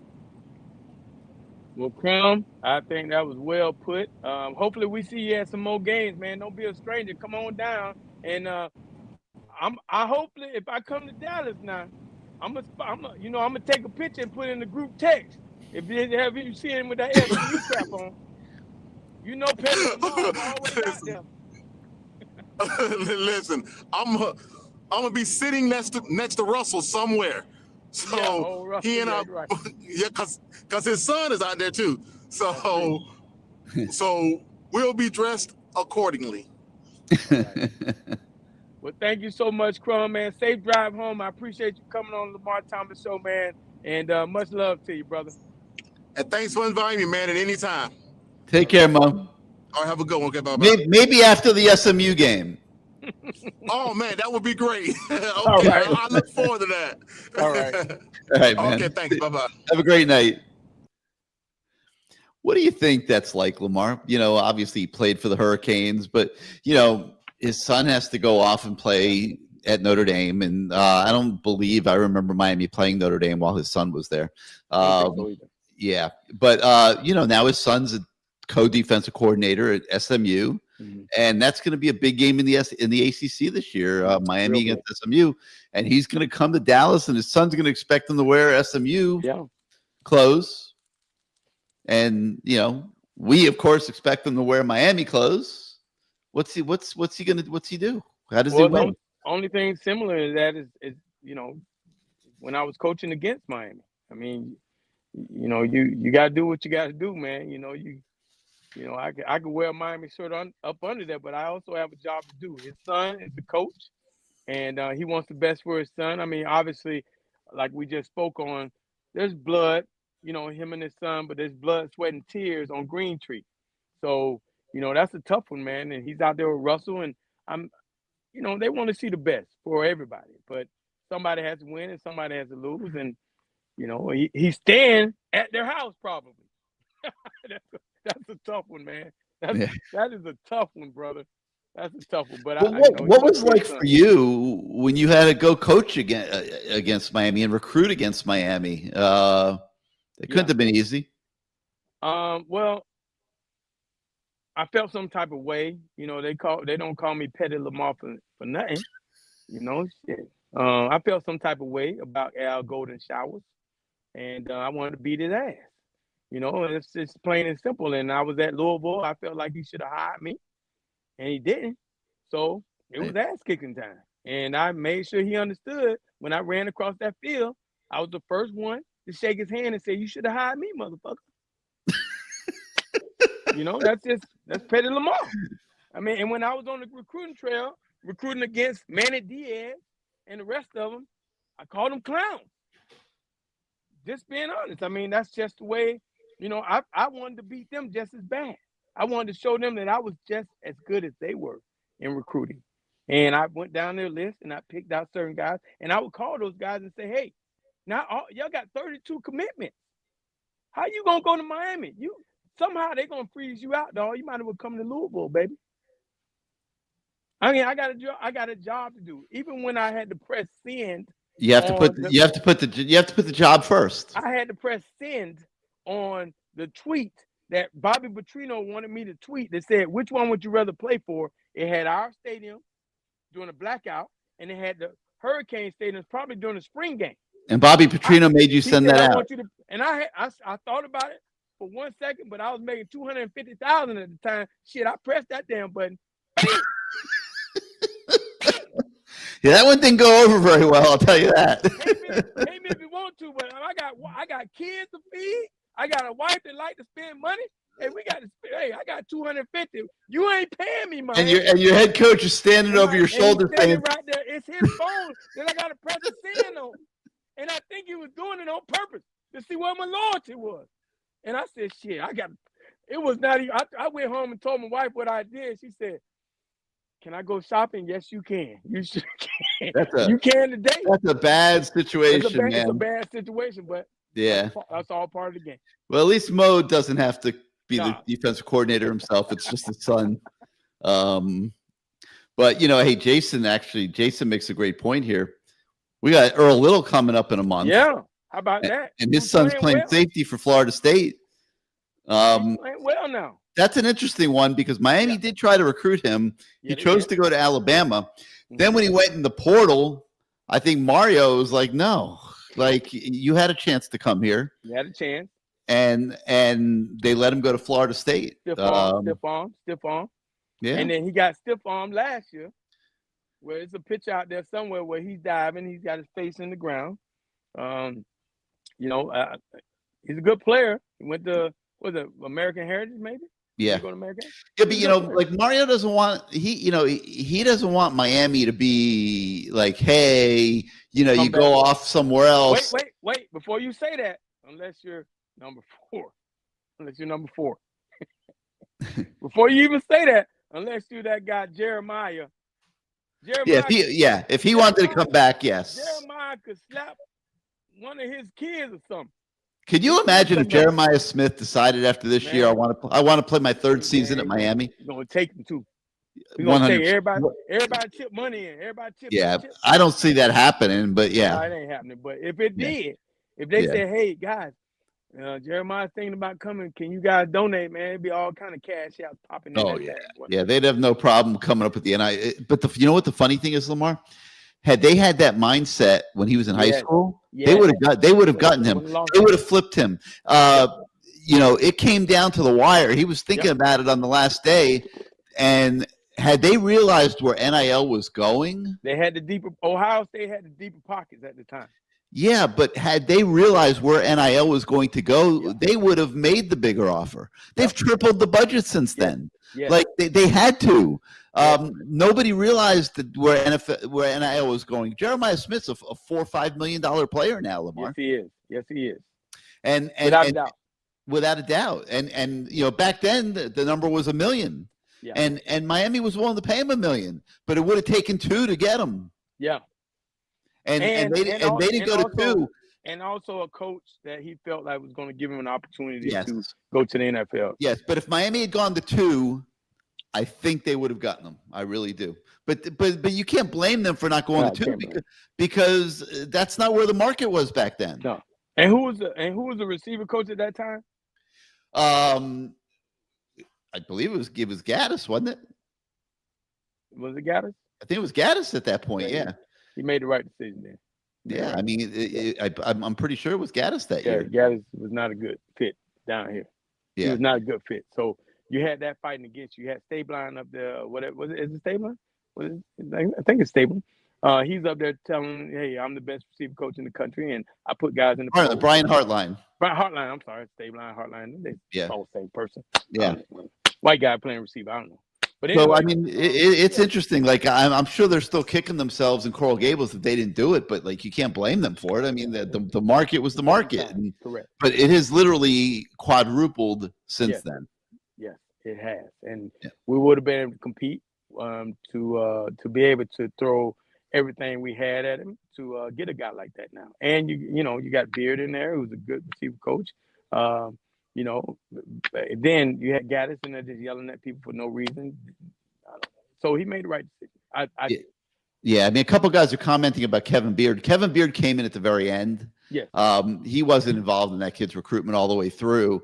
It was really actually Gaddis kind of screwed it up. Yeah, Beard. If I'm not mistaken, Beard got hired right about at the end. Yeah, and actually, to be honest, with you, that's how I kind of found out that Beard got the job, because I think the kid tweeted out, "You got a good one. You got a good one in Beard," and that's how I found out that Beard got the receiver job before Mario, who didn't call me for 4 days after that. And but that's not a big deal. We good. We passed that. We passed that now. But Beard is a good receiver coach. I like Beard. He's the best man for the job. He's doing a hell of a job. He's doing a hell of a job. He really is. Like those kids were playing their butts off the other night. He gets them to play. Yeah. He's a hell, and they got a good staff over there. Got some guys that are in that receiver room that are really helping those guys, and they do a lot of good things. They're starting to get it done in recruiting too. They're starting to get guys. They really are. They're starting to get dudes. And there's a kid at Miami Northwestern by the name of Nick Lanier, a really good looking young receiver. He's going to be in the 2027 class, and probably the top receiver in Dade County for 27. It looks like they're going to get a commitment from him here any minute. And so things are looking up. There's some really good receivers in this 26 class that they're trying to get. And if they get a few of those kids to go with what they have right now, and then they get Lanier in 27, it's going to be game on. And hopefully we get that quarterback from Orlando Jones, man. I like that guy. That guy's pretty good. He's a 26, right? The kid from Jones. Darian Coleman. He's committed. He's nice, man. He is. Yeah. And to go along with those receivers, if we're able to get those guys, and then if they can, grab, get like a Derek Cooper back in the boat at running back. There's a kid by the name of Lamar from the Georgia area that they're still recruiting, and they're doing a nice job. And they've got a good strategy too. It's like, and you could think about this as from the coaching standpoint, but there's two ways the kids can go in recruiting. They can commit to you, and they're coming. And the way it is these days, those kids start getting NIL almost immediately. And they set them up, and they're good. Then there's the kids that want to leverage to the very end. Yeah, leverage it. And they'll go and get the most money. Yeah, and they'll sit there and play the game, and they'll commit somewhere else. I got a question for you, Garrett. So you're a recruit, and let's say we signed the guy, offensive lineman, right? We gave him like $1.5, $2 million. I don't know what that is. Yeah, Jackson Cantwell, top lineman in the country. I'm just saying, like, I don't know how this works, but you got to play your season, and you're going to the playoffs. Let's say, and you're playing the number one defense in the whole world or something. I don't know. You got to make a business decision, right? Like, I'm going to get $2 million after I make it through this game, or $2 million if I don't play in this game. Oh, you mean at the high school level? Yes. Like, I don't know how they're gonna do this. Yeah, you're kind of right. Like, if you're a high school kid and you've got your future secure, what the hell do you need to? Like, if I'm at Gainesville Buell, okay, and I'm in the playoffs and I'm gonna play IMG, man, I don't know, man. Y'all got $2 million coming to me. I don't know, man. I don't know if I can. I mean, that's the way these kids think today. Yeah, but like, so what I think is going on with some of these high profile kids is that, they're going to leverage to the very end. Yeah. So, Miami is just kind of letting it go for a few months. And when it gets to be December and it's nut crunching time, that's when they're going to put their best foot forward, because it's like all you're doing now is you're just setting the market. Yeah, setting the bar for the market. If a kid wants to be at your place, you take him, you give him his NIL deal, he starts getting paid immediately. But then there's a lot of these other kids, they just want to play the game right to the very end, and you gotta come up with a different strategy. So you don't want to set the market for a kid like that in August, September. You wait until December, and then you go for it. Pedal to the metal. You put your best deal out there, and you try to win. Hey, Garrett, let me say one thing, and it just popped in my head since we were talking about recruiting. The best game of the weekend for me, Petty Lamar, the best game of the weekend was watching those Syracuse get their ass whooped. Good job, Fran Brown. Talk too much shit. Good job. Yeah, there's a kid at my Northwestern, the receiver, Calvin Russell, really good-looking kid. Bad boy. He's committed to Syracuse. I know. That's why. And he shows up at the game the other night in a Malachi Tony T-shirt. Well, I also think that maybe his mom might want to get him up out of here, man. You never know. That's a tough one. He's down here. You want to get out of this environment, maybe get him to another environment. But I'm just speaking on the whole Fran Brown, that cocky son of a gun. You know what I mean? I hope that he doesn't have that quarterback anymore. I hope Dabo Swinney run the score up on his ass, since he want to say thank you, Dabo. I hope we get in to play his behind and we run the score up on his ass.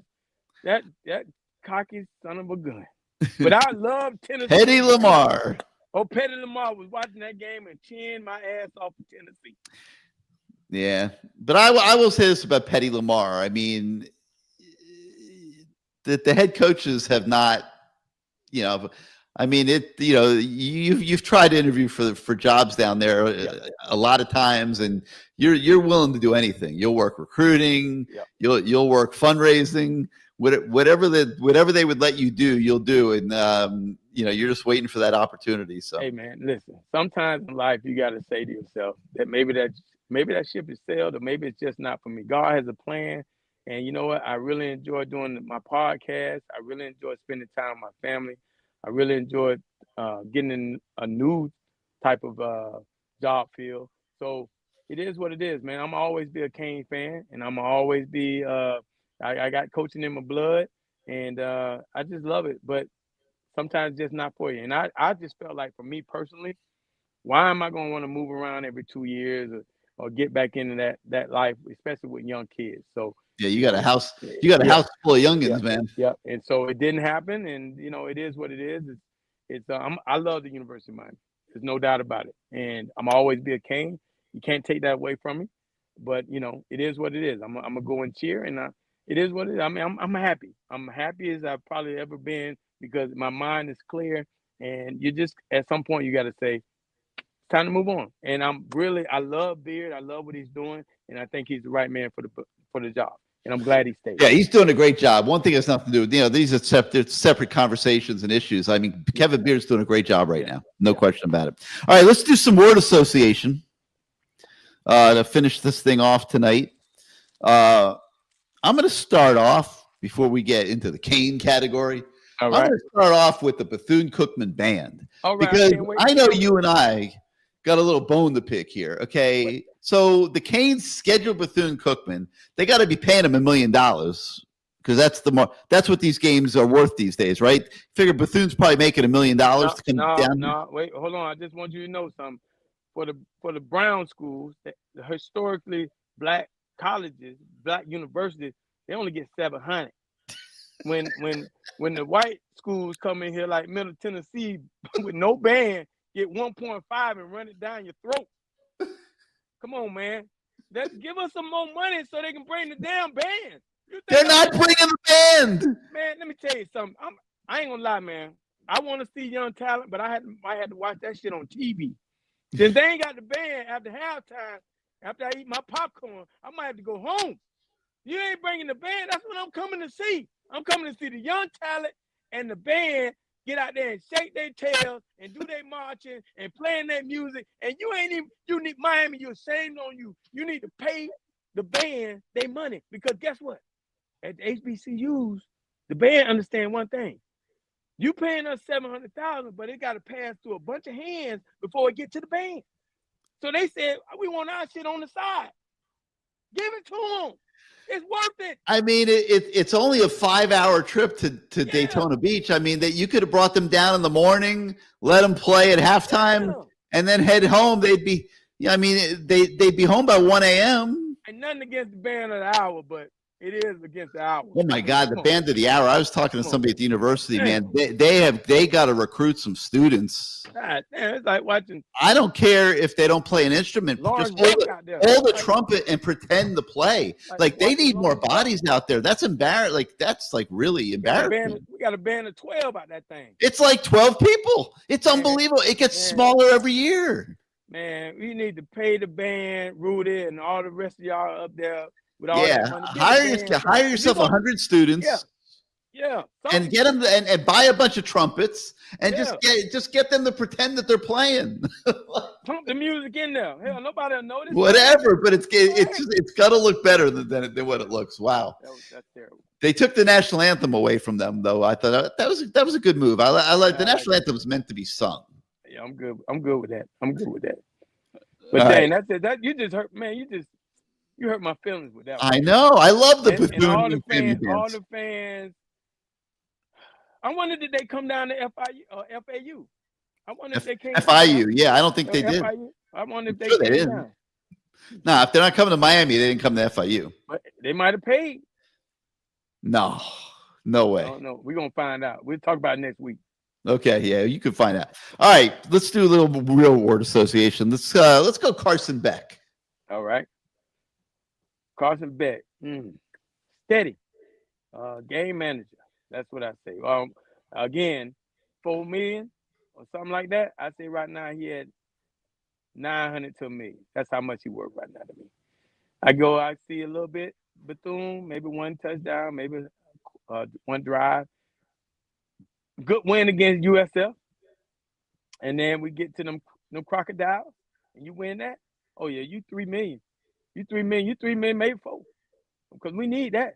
So I mean, but this game, I think I saw why and what he was able to do at Georgia, be a game manager and be a leader. And I was impressed. I like that one series idea. I would play him those years. I wouldn't put him on the field this week. Yeah, I really wouldn't. They won't do the Cam Ward like they did. And this dude jumping in the end zone and shit. I'm holding my breath when Cam Ward he dove in the end zone.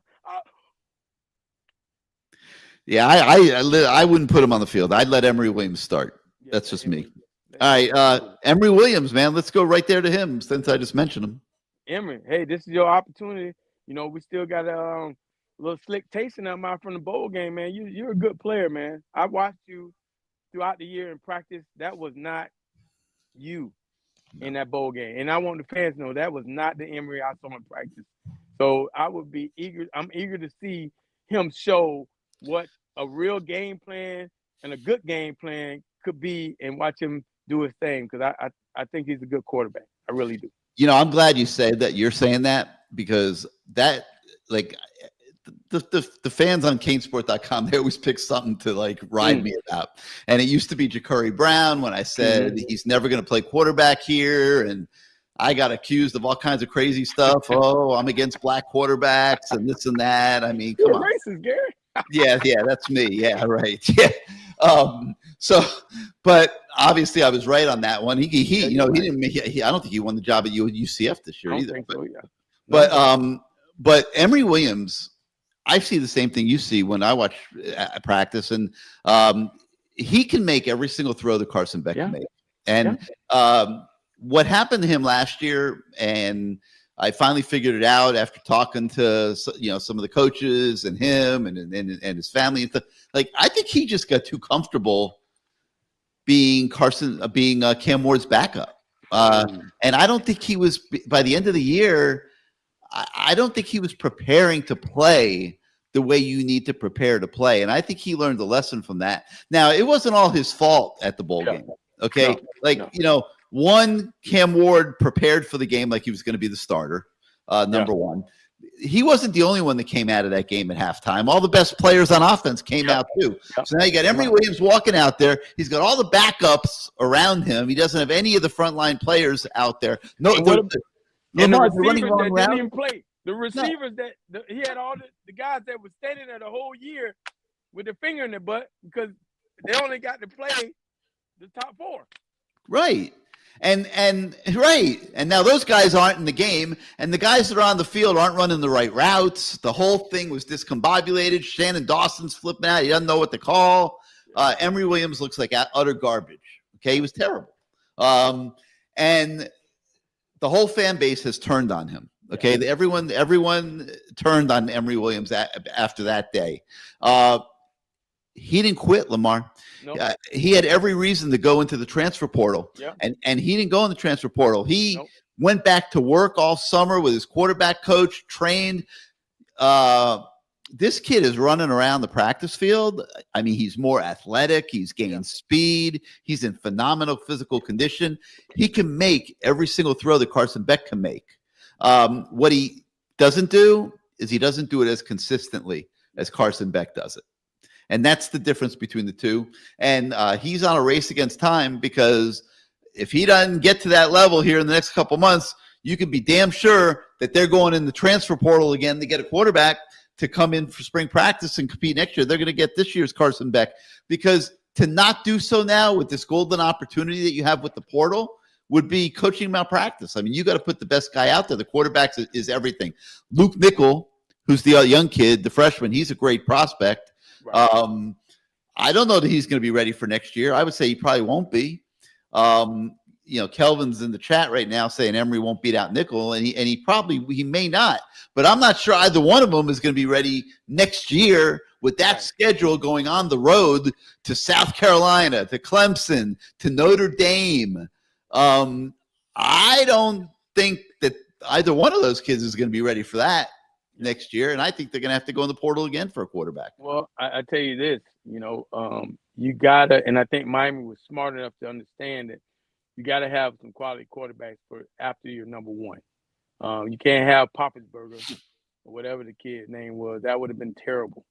And I'm glad they were able to have Emory last year just in case something happened to Cam. And this year, having a good, solid backup, because think about Florida State a couple years ago when Travis went down. You got to have a guy that can carry it on and it's not be a fall off, or not that far of a fall off. A good quality backup. You got to pay for a good number 2. And I think right now that kid is a good number 2 for us.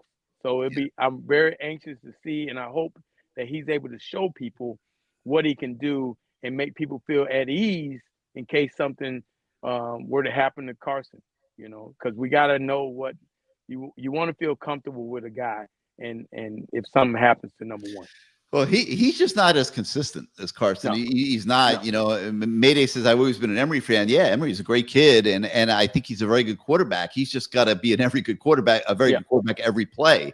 Like you can't have 2 good plays and 1 bad play. It just doesn't work that way. Kelvin Harris, our buddy's in the chat, and he says Coleman or Nickel will be the quarterback next year. Coleman's going to be walking as a true friend. There's no chance he's going to be a quarterback next year. Well, Dawson loves him.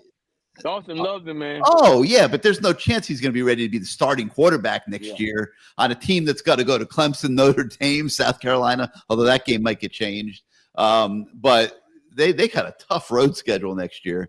And, Luke Nickel is a very good prospect. I don't know that he's going to be ready for that next year either. He certainly wouldn't be ready right now. I mean, right this minute, he's as good a true freshman, but he wouldn't be ready to go take that on. And what are you going to do, right off the whole season? I personally think they're going to have to go in the portal and get a quarterback again. That's what I think. But we'll see. We don't have to worry about that right now. Yeah. All right. Corey Heatherman, Lamar. Hey, it looks like he's going back to maybe the similar defense of the old. I mean, 2 and play it. I mean, they played. They kept it simple, and the guys are running around, making plays, making tackles, being in the right spot, other than the blown coverage. But I enjoyed watching them. I felt comfortable watching them. I felt like they could stop them at any time. They did have those 2 drives where Notre Dame had some good stuff going on, but I felt like our defense, man, what he's bringing to the table. And from just asking people around, the little insight that I do have, he's taking advice from a lot of the coaches to add to what he already has on his repertoire. So I think it's a good fit so far. One game in, good fit, gets a good offense, not a great offense, but a good offense that you got some opportunity to get better against BCU. You got an opportunity to get better against USF, and you got an opportunity to do what you're supposed to do against Florida. So, I mean, it sets up perfect for you. Yeah, it really does. You got past Notre Dame. Lamar, he walked into this program and immediately had the belief of everybody, and that's not the easiest thing to do, man. It's like you're the new guy in town, and you're making all that money to come in and be the coordinator, and people are looking at you like they want to see what the deal is. Well, this guy earned everybody's respect from day one, and there is a great belief in the program to the point where Sunday night in the game that they had to have. I mean, I am telling you, if they lost that game, Lamar, it would be freaking. I don't even know what to call what it would be around here. Okay, it would be rough had they not won that game. Okay, and Mario would have been taking it like there's no tomorrow. Okay, but they had Miami. They had built 4 years for that game. Okay, the university had supported the program. They'd done everything that they could possibly do. And it was all culminating on this game on national TV that was going to set viewership records, which it did. Everybody was watching. It was the only game on Sunday night, and they had to have it. And to the point where they basically shut down the offense in the second half and put it all on Corey Heatherman. That was the level of belief that they had in this guy and his defense. And listen, stuff happens. Okay, they gave up that 62-yard play. I mean, it was a nightmare. Okay, and number eight ran him down.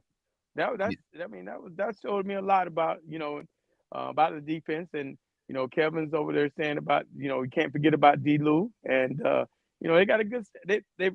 Mario has made the changes, and he's still trying to figure it out. And with one game in, the changes look great, and I don't see anything happening until we get to maybe USF to see, if these changes are correct. And then, of course, you get battle tested against Florida, who, by the way, their fans are talking a lot of crap right now. And they don't understand that, hey, man, you're about to play USF, who those kids are probably pissed off they're not at Florida, or they might have transferred from Florida. They might, the big three schools, they want to go to the big three, and somehow they're at USF, which I don't consider a big three yet. And then they got to go to LSU. Then you got to go to LSU Death Valley at night, 8:00. Probably the number 2 team in the country. You better worry about your own schedule right now, buddy.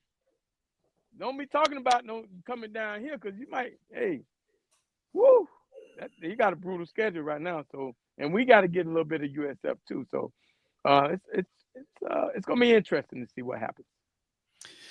So Heatherman, he's got the belief of everybody, and he's done a great job. He really has. He's transformed the defense. It's a whole different world out there. They invested what they need to invest to get him the personnel that would allow him to do his thing, and very, very, very impressed by what I'm seeing from Corey Heatherman. All right, Lamar, let's finish it off tonight with Mario Cristobal. All right, classmate. Hey, man, you had a good showing out there. You had me a little scared, man. In the fourth quarter, I was like, man, we got a bunch of timeouts up there that we might need to use one or two of them. But it worked out. You had faith in your defense and your kicker, and it came through, and we were able to win the game. You got kudos on that one. But understand, we got BCU coming up. We need to play the starters for maybe a series, and we need to see what these young fellas can do before everybody leaves the game at halftime, because they ain't got no damn band. Okay, and then we got, of course, after that, USF. But Mario, you did a good job. You look like you kind of stayed out of the way of things, and you You weren't as animated on the sideline. Only one that's animated was Michael Irvin on the sideline. So you did a good job, man. Mario stays very calm during the games. Yeah. I think he's got a, obviously beating Notre Dame, you're euphoric. Yeah. It's the great thing, but I don't think Mario will let it run rampant. No, because he knows. He knows. Yeah, he knows. He's been through too much. There's things they need to tighten up. I want to see the usage of timeouts. Yes. Get better. They waste way too many timeouts, Lamar, and it's going to cost them a game. It's going to cost them a game. Well, I mean, you got to have timeouts when you need them at the end of halves and at the end of games. Wait. We might be getting some breaking news now. Kelvin Harris, Sweet Nasty, he said he talked to Rudy. Somehow he's good friends with Rudy. And Rudy says the band's coming. The band is maybe coming. I don't know. I asked them today, and they told me no, but maybe they got on it. I hope they did. But Kelvin Harris, he washes Rudy's car. He babysits the kids. He's an ass kisser extraordinaire. So he's good friends with Rudy. So there might be some truth to that. I hope. I hope they may have to spend. Miami may have to pay for it, but I think it'd be worth it. It'll be well worth it for the money they spend. Keep the fans happy, keep them entertained. You'd have to charter 3, 4, or 5 buses. Yeah, that's it, man. Pay for the food. Feed them. Maybe grease the hand of the band director a little bit. He might need to get a new Mercedes. Take him down to Williamson Cadillac or something. Probably cost you maybe $15,000, $20,000. No, it's gonna cost more than that now. Hold on. It will. What do those buses cost to rent up one of those buses for the day? It's about 200. About 100, 200 to make that whole thing move now. That's a lot of people and food and hotels. Think about it. Wait, you think it costs $100,000 to bring the band in? The biggest gripe that FAMU had was they have a lot of kids from South Florida.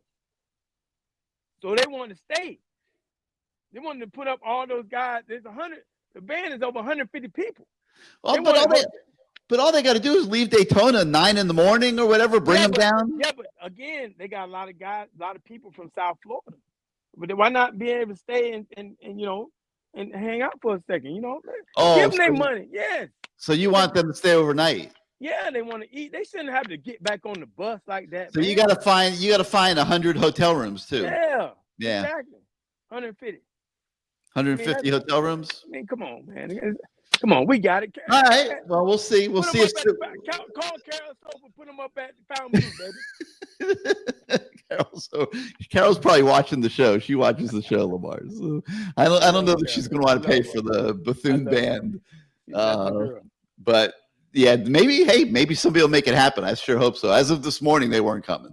So we'll see what happens there. Anyway, Lamar, great show. We got to thank Caneswear, man, for keeping the doors open for you tonight. Let me go wide shot again one more time here so that everybody can see a little bit more of this Caneswear store with all the merchandise there, the T-shirts, the hats, the polos for men, women, kids, babies, pets, everybody. Like whatever you need with the U logo on it, they've got it at Jason Caneswear. Taylor shirt right here. Jason Taylor shirt. Show your guns. Oh, wow. Yeah. That's nice. We got the Jason Taylors in this thing. Boy, it's like the Chuck Taylors, the Jason Taylors. Yeah, but you got to look like Jason Taylor to wear that with the no sleeve. With the no sleeves, man, you got to be kind of jacked, Lamar. Yeah, you're right. But anyway, yeah, we thank Caneswear. You've had the information going across the bottom of your screen the whole show. We thank everybody that watched tonight. We thank Maurice Crumb for stopping by. Going to be very interesting to see what Maurice Crumb is wearing on, I think it's October the 31st, when the Canes roll into Dallas to play SMU.